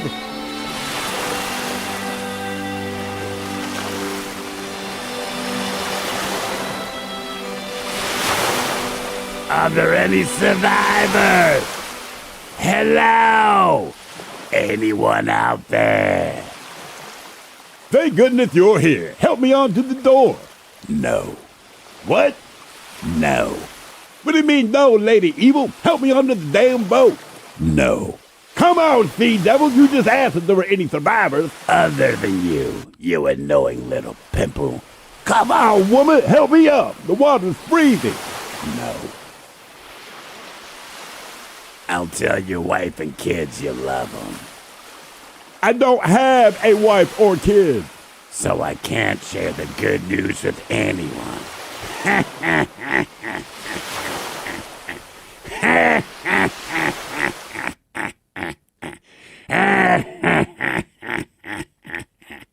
I don't like your version of Titanic, demon lady. Let a girl dream, you contemptuous piece of gristle. Well, Dolores, if you're truly interested, maybe you can book a ticket on Titanic 2. Only if I can push Mr. Foxworthy into the chilly ocean. That's cold, Queen Ugly. Exactly. Well, you'll both have time to think about it. Well, the project website is active. The Men's Room presents Profile This. And Stephen Throwhook, please tell everyone how Profile This is played. Sure can. Sorry. I sure can, Miles. It's a simple game where we share with you a real life news story, something that happened right here on planet Earth. Earth. And as you listen to the story, based on the stereotypes you believe to be true of people and the decisions that people make, we'll ask you what it is you think makes the story a story. Hello, Jordan. Welcome to the men's room. Hola, bitches. Hola. All right, Jordan, you understand how this here game is played? I sure do, Mr. Hill. Fantastic. Today you have a choice of one of three stories. Today we offer you Bite Me. In other words, what did someone find in their food?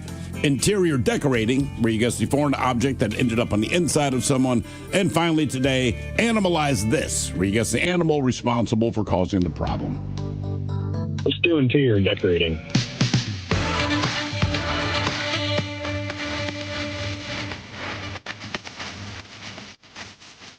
We go to the fine bed-bug-bitten state of Michigan, where a woman pleaded guilty to trying to smuggle something into jail via her vagina. Now, before its discovery, one 48-year-old Monique Megchianti, she was arrested last month for trespassing at a CVS pharmacy. Now, appearing in court, she copped to a felony contraband count that carries a maximum of 5 years prison. In return for her guilty plea, prosecutors agreed to drop several other charges. Now, following her arrest, she was handcuffed, checked for weapons, and put into a squad car. And according to the cops, they say during this time, Megchiani advised that she was not able to get into the vehicle. So after some convincing, she was able to slowly maneuver herself into the back seat. Now, the defendant's limited range of motion was apparently caused by the contraband inside of her body. Now, while she was being booked into jail, one corrections officer, one Melissa Mansevich, she conducted a final check of her body and discovered that the inmate had concealed a little something in her prison wallet. So the question is, what did she have hidden in her intimates? Was it a gun? Was it heroin plus needles? Was it a bottle of wine? Or was it $1,000 in cash? So we have a gun, heroin and needles, a bottle of wine, or $1,000 in cash. I'm going to say heroin with needles. Jordan, I'm going to join you. Thrill, I think you know where I'm going on this one. I'm kind of hoping for it every time. A gun. I know. Gun. Okay. What was she trying to smuggle there? A gun, heroin and needles, a bottle of wine, or $1,000 in cash? We'll find out next. That was a tease. You are listening to The Men's Room.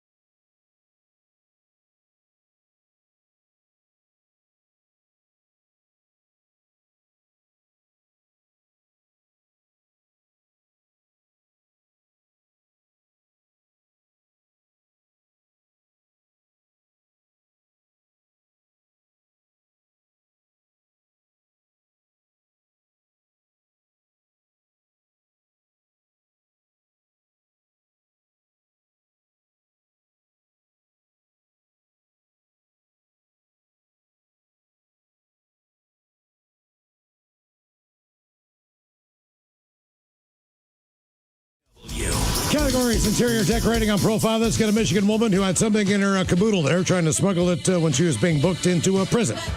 Question is, what was she trying to smuggle into the front side there? A gun, heroin with needles, a bottle of wine, or $1,000 in cash? And Jordan, that is the very question we posed to you. Let us start with the pre-disappointed Ted Smith. Ow! You went with a gun? I'm afraid it wasn't a gun. Damn it. Now, Jordan, you said heroin and needles. Miles Montgomery agreed with you. Said, man, heroin and needles. See, that's why I thought she got into the car so gingerly, because of the needles. Because of needles. That's why I put it as one of the options. No. The reason she got into the car gingerly is because she had a 12-inch, 2.5-pound bottle of Cupcake Vineyards Pinot Grigio wine. Wow. People really like that cupcake wine. I've never heard of it until today. Oh, really? Oh, swear to God, yeah. So is that like a Magnum? I mean, so 12 inches, you got a foot, and then 2.5 pounds. And she fitted into her Joaquin, but it does explain why it's so difficult for her. I think you need to know this before you go out with someone. Like, what can you physically get in there? Because if not, man, I'm like, this just... Can you fit this bottle of wine in This that? is pointless. Yeah. The whole thing is pointless. I will do nothing for you. And on my end, is it a corn dog or a mini corn dog? I'll be honest. Now for all TV news all the time, and it's time for TV Time with Ted. And now, because your pathetic life is confined to countless hours in front of a talking box, the Men's Room presents TV Time with Ted. All right, your choices today. You got Seth Meyers. You got the Jimmies. Fallon and Kimmel. Or you got Ted Smith. Oh. Smooth. Or Ted Smith. Yes, there it is. Ted, or is it late night? It's right that the title race guys have teams of talents and writers help them come up with their monologues each and every night. It is up to you to determine. Is this an actual late night joke and from whom? Or could it be a The Ted Smith original? Happens to the best of us, Ted. Yeah. A man from Louisiana is a hero after rescuing 3 people caught in a dangerous rip current. Or as they call it in Louisiana, a Cajun current. Cajun current. Smith. Everything down there is just Cajun. Cajun, that's right. Yeah. You ever had that alligator hot dog? There's a Louisiana stand in front of Westlake Center. All right. But same thing. Every time I walk by, the alligator sausage is delicious. And my buddy's like, don't do it. I'm like, what do you mean now? We had a Cajun dog now. Yeah, you want to do your Cajun dog. Don't do it. Right? He just knows. I'm going to do the accent. Elon Musk lost his trillionaire status over the weekend. And now he's just like the rest of us. Seth? Fallon. I read that Elon Musk lost his trillionaire status over the week. And now he's just like the rest of us. We're all in it together, Elon. The U.S. plays Turkey in the World Cup. And since the U.S. has already advanced to the next round and Turkey was already eliminated, the outcome of this game doesn't matter. It's meaningless for both teams, which explains a sign for some of the fans. One saying, "Who is this for?" And another one saying, "If I wanted to see expired turkey, I would go to Subway." Fallon. That's actually Fallon. Well, listen to this. I read that due to extreme heat, France just outlawed drinking in public. Now French people will only be allowed to drink in bars, restaurants, and middle schools. Smooth. Yeah. Yep. All right. That was Fallon. Mm-hmm. So it's all right. The stays the same. All right, obviously with July 4th coming up, everybody knows it's America's 250th, birthday. Have you bought a card? You know, I have not. Mm-hmm. Who should I give it to? America. Yeah, but I mean, there's not. I don't know. Give it to yourself. I feel like you go to Lady Liberty and say, like, all right, you're here. You've been holding up that. Hey, I'll give it to a couple of the vets I know. There you go. Here's a card. Thanks for your. Well, I'm thinking of 2 guys, but they're Marines. I could get them a card in November on the 10th. Get them a drink. Yeah, get them a drink. Better than a card. Get them a couple espresso martinis. Oh, look at you, big spending. They can put their pinky up. But there's a new kind of, I don't want to say a docuseries. I guess it is a documentary series on Netflix called The American Experiment. All right. So I started watching it last night. I watched episode 1, kind of ramping up between the World Cup and stuff, trying to get fired up for the big birthday coming up. And it's funny, like, look, I'm a history nerd. But this show is really good. Now, it is, what was I going to say? It's produced by Tom Hanks, somebody else. Okay, yeah, I've heard. I haven't seen it, but I've heard about it. Yeah, me too. But I will say, it is because nowadays everybody has thoughts on anybody, right? Don't worry. Like, it's Tom Hanks, like, Obama's in there, but so is, like, I think, not Vance. There's other Republicans in it, too. So there's people from both sides. Well, so, that's what the country is. Everyone should be there. Correct, right? But it's just interesting, some of the stuff you see that I kind of forgot about, right? Like they do a good thing about, like, with George Washington. Like, I kind of forgot that he was kind of in the British Army. Mm-hmm. And then that's where his military acuity came from. Correct. It's something that, hey, man, you want to be general? Okay, right? I mean, he had some training. Right, and they just wouldn't make him an officer because he's basically, they just thought of us in the colonies as just pathetic, like. The British? Come on. Yeah, right, just like these poor, kind of dumb folk. Sure. You know what I mean? So, yeah, he gets in there, he fights for them, but then they're like, we're not going to make you an officer. And he's like, all right, like, I'm just kind of done. That's a quote, right? Yeah. All right. Well, I just respect George Washington. All right. And then the other thing I would remind people too is that before you get to the 1770s, you know what I mean? Like, each state was super independent, right? And look, I get it today, right? A lot of states are that way. You know, like, I know people in Portland are always going to make fun of Seattle, but at the end of the day, we're a lot like Oregon, right? Just the same kind of stuff. But everybody's very distinct. So you can imagine people in Massachusetts are like, we are not Pennsylvania and we are not Philadelphia, right? And a lot of people would come over for different reasons. You know, you got the Carolinas and everything. Yep. So you have the 13 original colonies. And then they just walk you through, like, basically how all these steps go and this and that. You get to the Boston Massacre, right? Which this will shock people. It's a lot to do with taxation. Yeah, don't say. Yeah. Well, Tea Party. I mean, the Tea Party, everything, and then it's a recurring theme throughout human history. Right. The other thing is too is frankly, by the time you get to the point that they've put these British soldiers in Boston Common, people are pissed, right? And it's like you got to be careful, right? Because when you put soldiers on what you deem is your land and they're from the federal government, right? And I'm not talking about police officers or anything else. Like, people get really pissy, right? And they're like, what are they doing here? They're supposed to be fighting other wars. So there's already all that tension and everything. And then, you know, when they finally get together, they hear they're building that militia. And you I forgot, like, that's why it's called the shot heard around the world. Yeah. And to this day, nobody will say who fired first, the British or the. It's like Han Solo and Greedo. Yeah.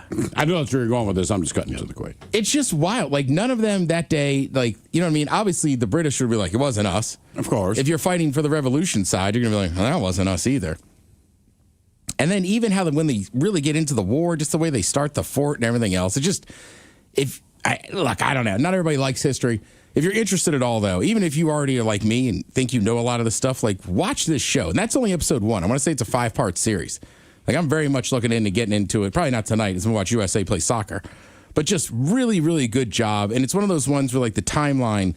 What's it on Netflix? It is on Netflix. Okay. The American Experiment. But it is, I mean, just awesome.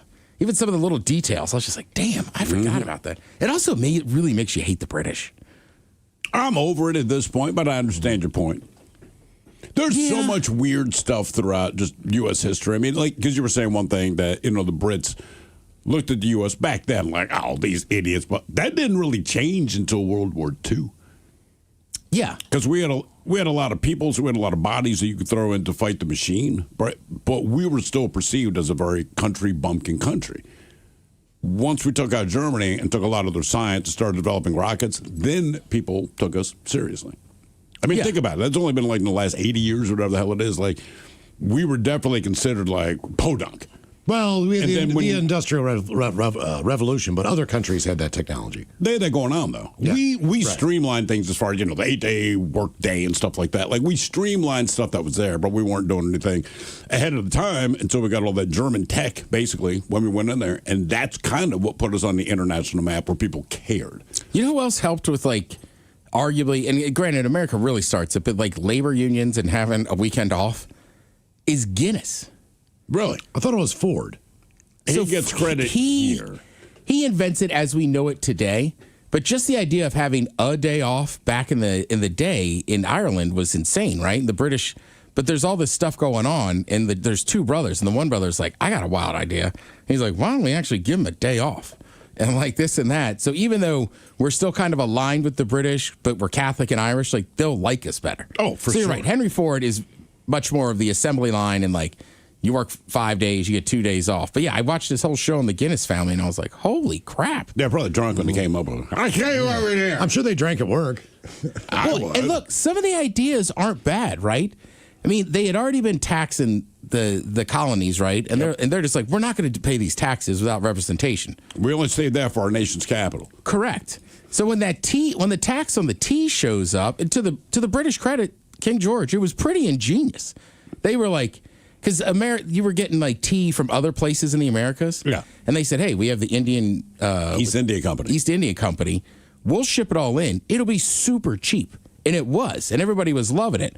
But then you get like the Adams, what's it, Sam Adams? Is he the first one? I always forget. No, John Adams. Right? And he's kind of like, yeah. Stop drinking the tea, though. I know it's cheap and we love it. And it was like a luxury. It was addicting because of the caffeine. He's like, but they're putting a tax on the goddamn tea. And that was like the final straw. But kind of like what happens when you educate people. And that's what the Guinness system was, right? They didn't really give the employees exactly what they wanted and separate from the British. They were just like, let's give them a day off.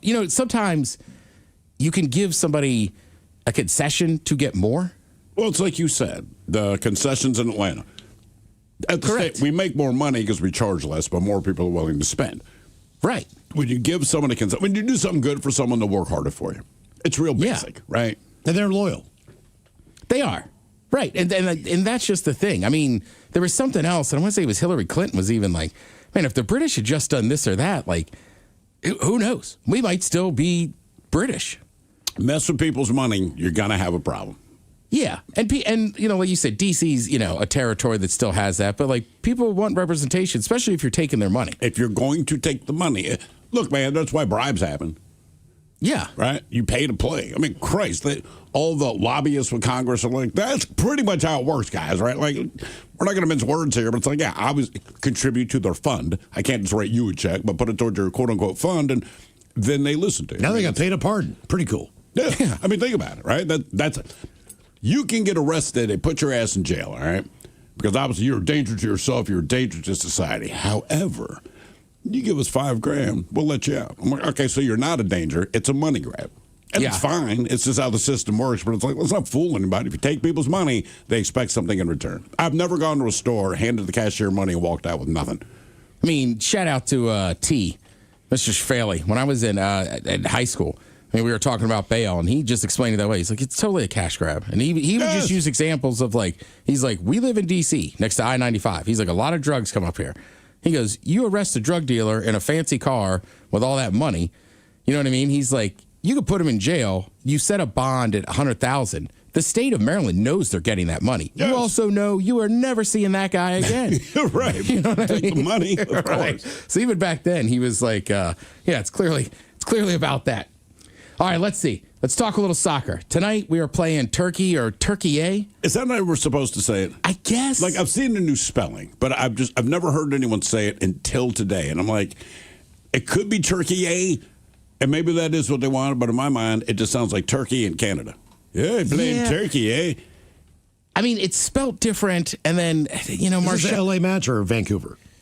They're back in L.A. Okay. And then, what was I going to say? Marshawn kept saying it all weekend. I was like, I'd had a couple beverages. Like, was he saying Turkey? Yeah. Turkey. I'm not saying Turkey, man. You're the one who puts the accents on all your words. Why would you be offended by that? Because you can't say anything that's foreign without taking that accent. Honestly, it was just an old guy moment. Like, God, I got to call them Turkey, When I was a kid, it was Turkey. Macaroon. You're right. I'll call it Turkey, It just feels weird. It does. Yeah. Because it came out of nowhere. It'd be like if you came in one day and said, guys, look, I don't love it with you, man. My name is pronounced Teed. Yeah, I mean, I guess maybe they've always been calling it Turkey. Have they? I don't know. I don't know. I'm going to serve that up for Thanksgiving. Here's some Turkey. Turkey, anyone? Do it. It's not dry, it's not moist. So we are playing them tonight. Again, it just, with all the new teams and the way they've changed up FIFA the way they do the World Cup. Like this one just absolutely does not matter. Turkey can't advance. We've already won the group. We already know we're playing Bosnia-Herzegovina on next Wednesday, the 1st. All right. So I'm still going to watch it. I would like to see the USA. I mean, shout out to the Mexicans. Mexico did it last night. They won all three games in the group stage. So Pulisic, you want to get him healthier, maybe play him for a half. The guys on the yellow cards, obviously you're not going to see them. Nope. There's no point in that.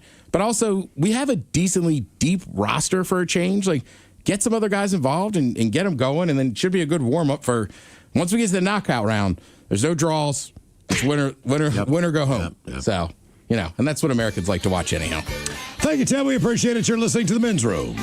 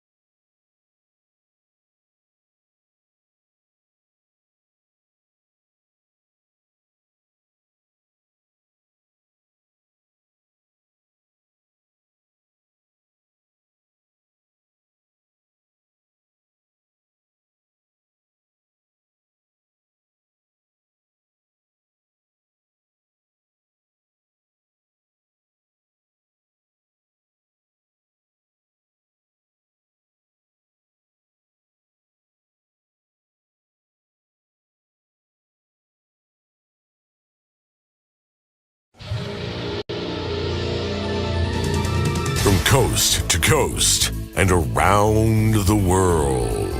If it's not important, you'll hear it here, exclusively on In Action News.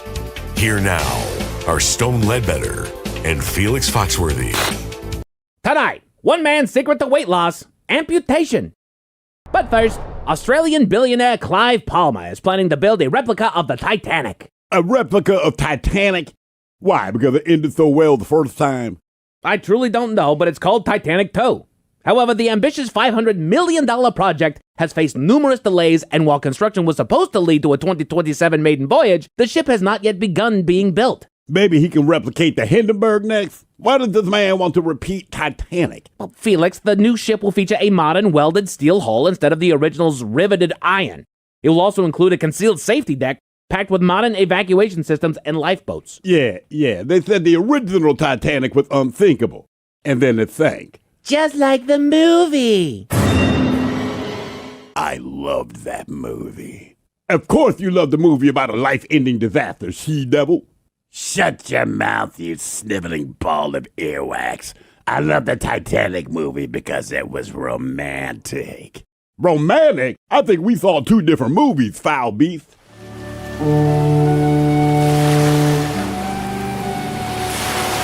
Look, everyone! I'm the queen of the world! Woohoo! Queen of the world! Yay! Hey, Captain! Don't freak out to anything, but I think you should know something. Is this about the hair that you found in the butter? I talked to the kitchen staff and they assured me No. This is not about the hair in the butter. There's something else you should know. What's that? Iceberg! Straight ahead! Cheese and rice! Full stop! Yeah, I don't think that's going to work, my man. This is a cruise ship, not a skateboard.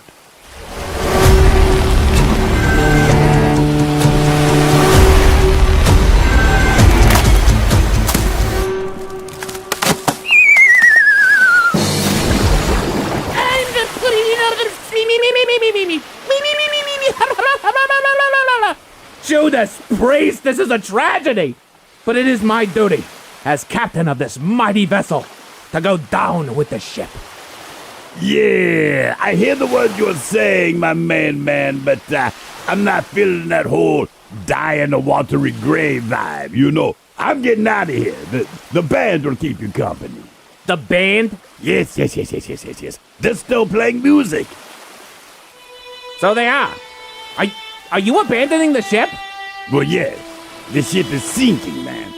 Because you piloted us into an ice bag! I did do that, yes. But that's why I'm thinking it's time to abandon ship. You know what I'm saying? It's women and children first. Wait, is that why you're dressing in drag? Bingo! See you on the other side!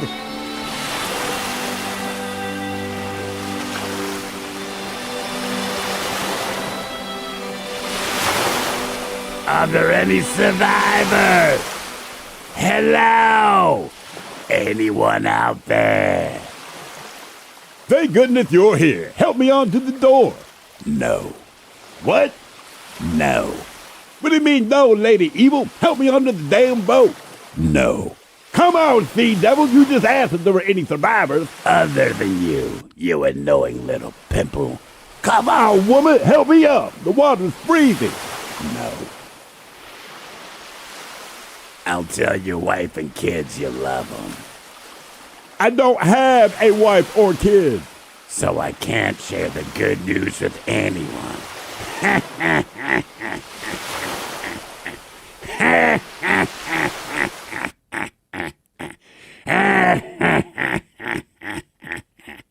I don't like your version of Titanic, demon lady. Let a girl dream, you contemptuous piece of gristle. Well, Dolores, if you're truly interested, maybe you can book a ticket on Titanic Tow. Only if I can push Mr. Foxworthy into the chilly ocean. That's cold, Queen Ugly. Exactly. Well, you'll both have time to think about it. While the project website is actively promoting Titanic 2, maritime analysts have pointed out that a shipyard has yet to be officially contracted to build it. I'll wait. And if you wait, we'll be back next hour. I'm the queen of the me.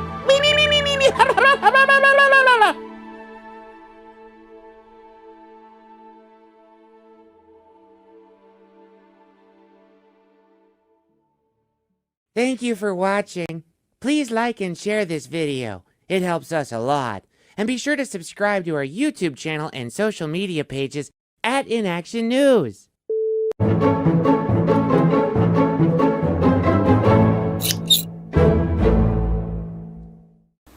Beat on board the can, beat on board the grill.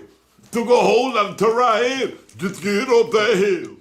Now we're up in the big leagues, ain't no turning back. No, we living, you, me, baby, ain't nothing wrong with that. We're moving on up to the top, to a deluxe apartment in the sky.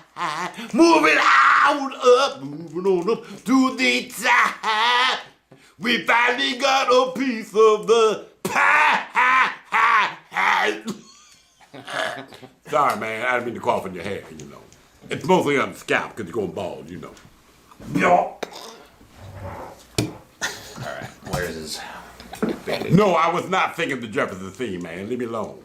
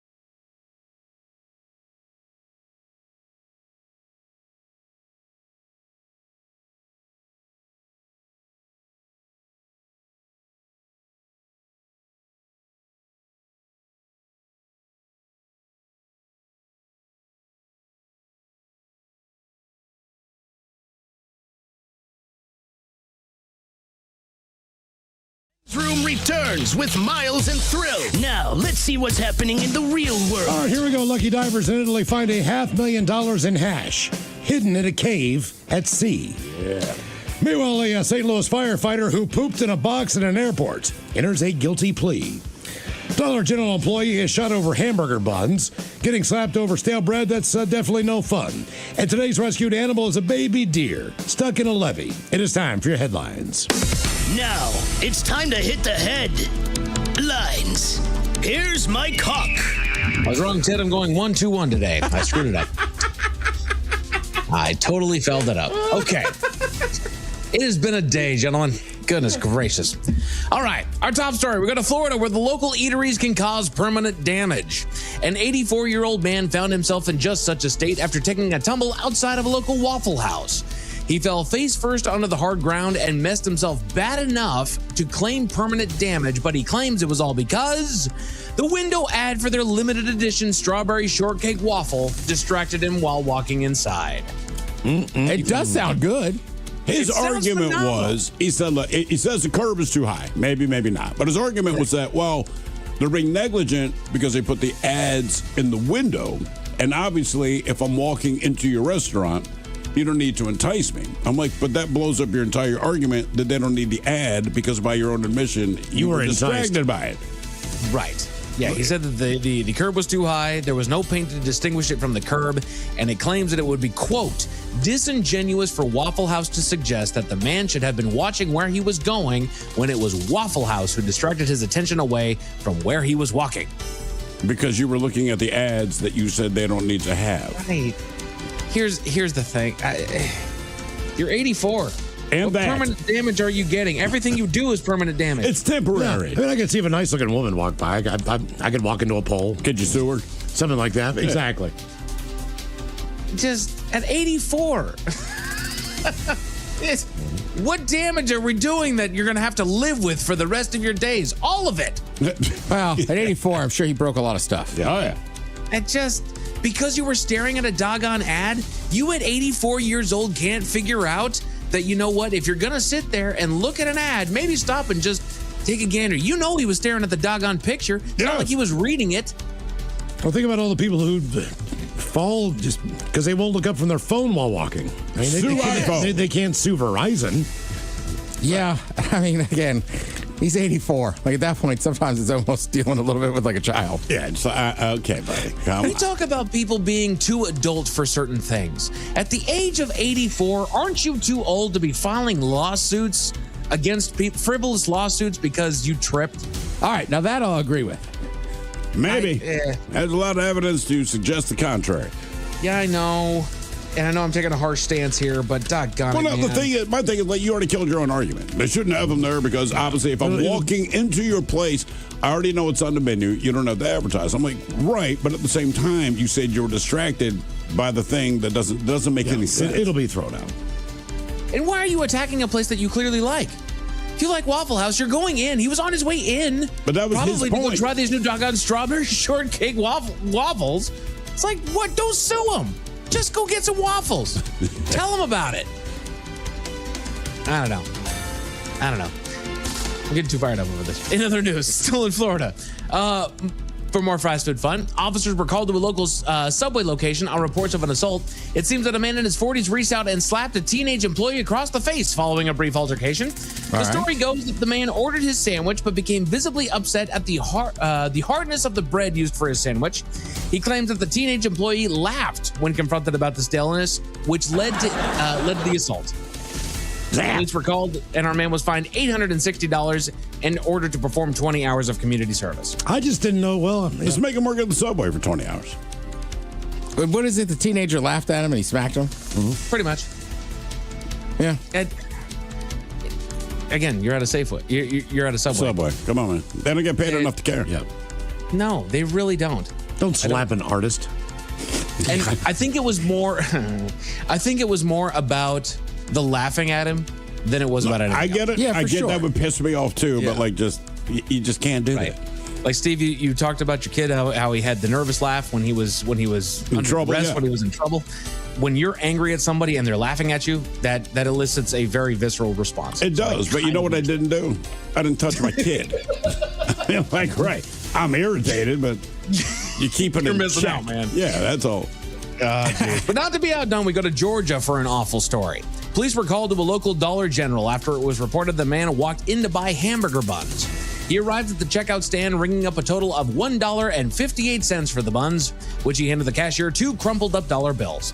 Now, while the cashier was unfolding them, the man suddenly pulled a gun and shot the cashier, who was later pronounced dead at the scene. What are we doing? The man was fled and was later involved in another shooting between him and police, which he did not make it out of that particular incident. And an officer was hit during the incident, but is expected to recover. Over $2 hamburger buns.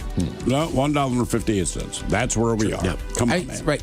Obviously, it's a super serious story, but honestly, having worked a till, any person that throws a couple of crumpled up bills, I don't care what size it is at you, is generally, kind of that person. Not a nice individual. Correct. No. And I poured over this, what's the situation here? And I can't find it. There isn't one. No. You shot somebody over $1.50. I don't even know if it was over $1.58. You shot somebody because you were having a bad day, whatever it was. Yeah, that's pretty much it. Friggin' A, dude. Friggin' A. But just in case those stories left a bad taste in your mouth. Thankfully, there's good news. Today's animal rescue operation takes place in Minnesota, where authorities got a call about a young deer in distress. The Department of Natural Resources personnel and Public Works employees arrived on the scene and located the fawn that had gotten itself stuck in a levee, unable to navigate up and out due to the slippery slopes. They carefully extracted the animal and released it back into the woods where the mother had been spotted earlier. All right. Friggin' deer. How do they know it's the mother? I mean, look. I know. I'm just saying, for me, old deer kind of look like, oh, there's his mom. Like, are you sure? Nope. That's her. Yeah. Let's head over to Channel 2 for some men's room sports. Or what you're going to watch tonight, there's more World Cup coverage over on Fox and FS1 and some baseball on MLB Network. The Mariners had the rubber match against the Pirates earlier this morning. They'll hit the road for Cleveland for a weekend series starting tomorrow afternoon, yet again, all over on Mariners TV. As far as your weather, the clouds continue tonight with some occasional showers that'll bleed into tomorrow that should clear up a little bit into the afternoon, leading to a little sunshine and a high right around 67. That is it for your headlines. With that, Mike Hawk is out. Thank you, sir. We'll welcome Friday in with a Seattle World Cup inspired Bad Choice Friday, so to speak. Yes, indeed. The return of Ted versus the FCC on the way. Lovely Jolene's up in second. Kevin Harvick. Yes, indeed. Oh, Kevin Harvick on the program as well. It's all Thank true. you. But in the meantime, we be all about this bitch. So until tomorrow, do what you do best. And for Aletha's sake, stay beautiful. The men's room has been taped before a live studio audience. Wardrobe and makeup provided by Mantastic Limited. This has been a presentation of the Men's Room Radio Network. Oh, man. A Double Flush production.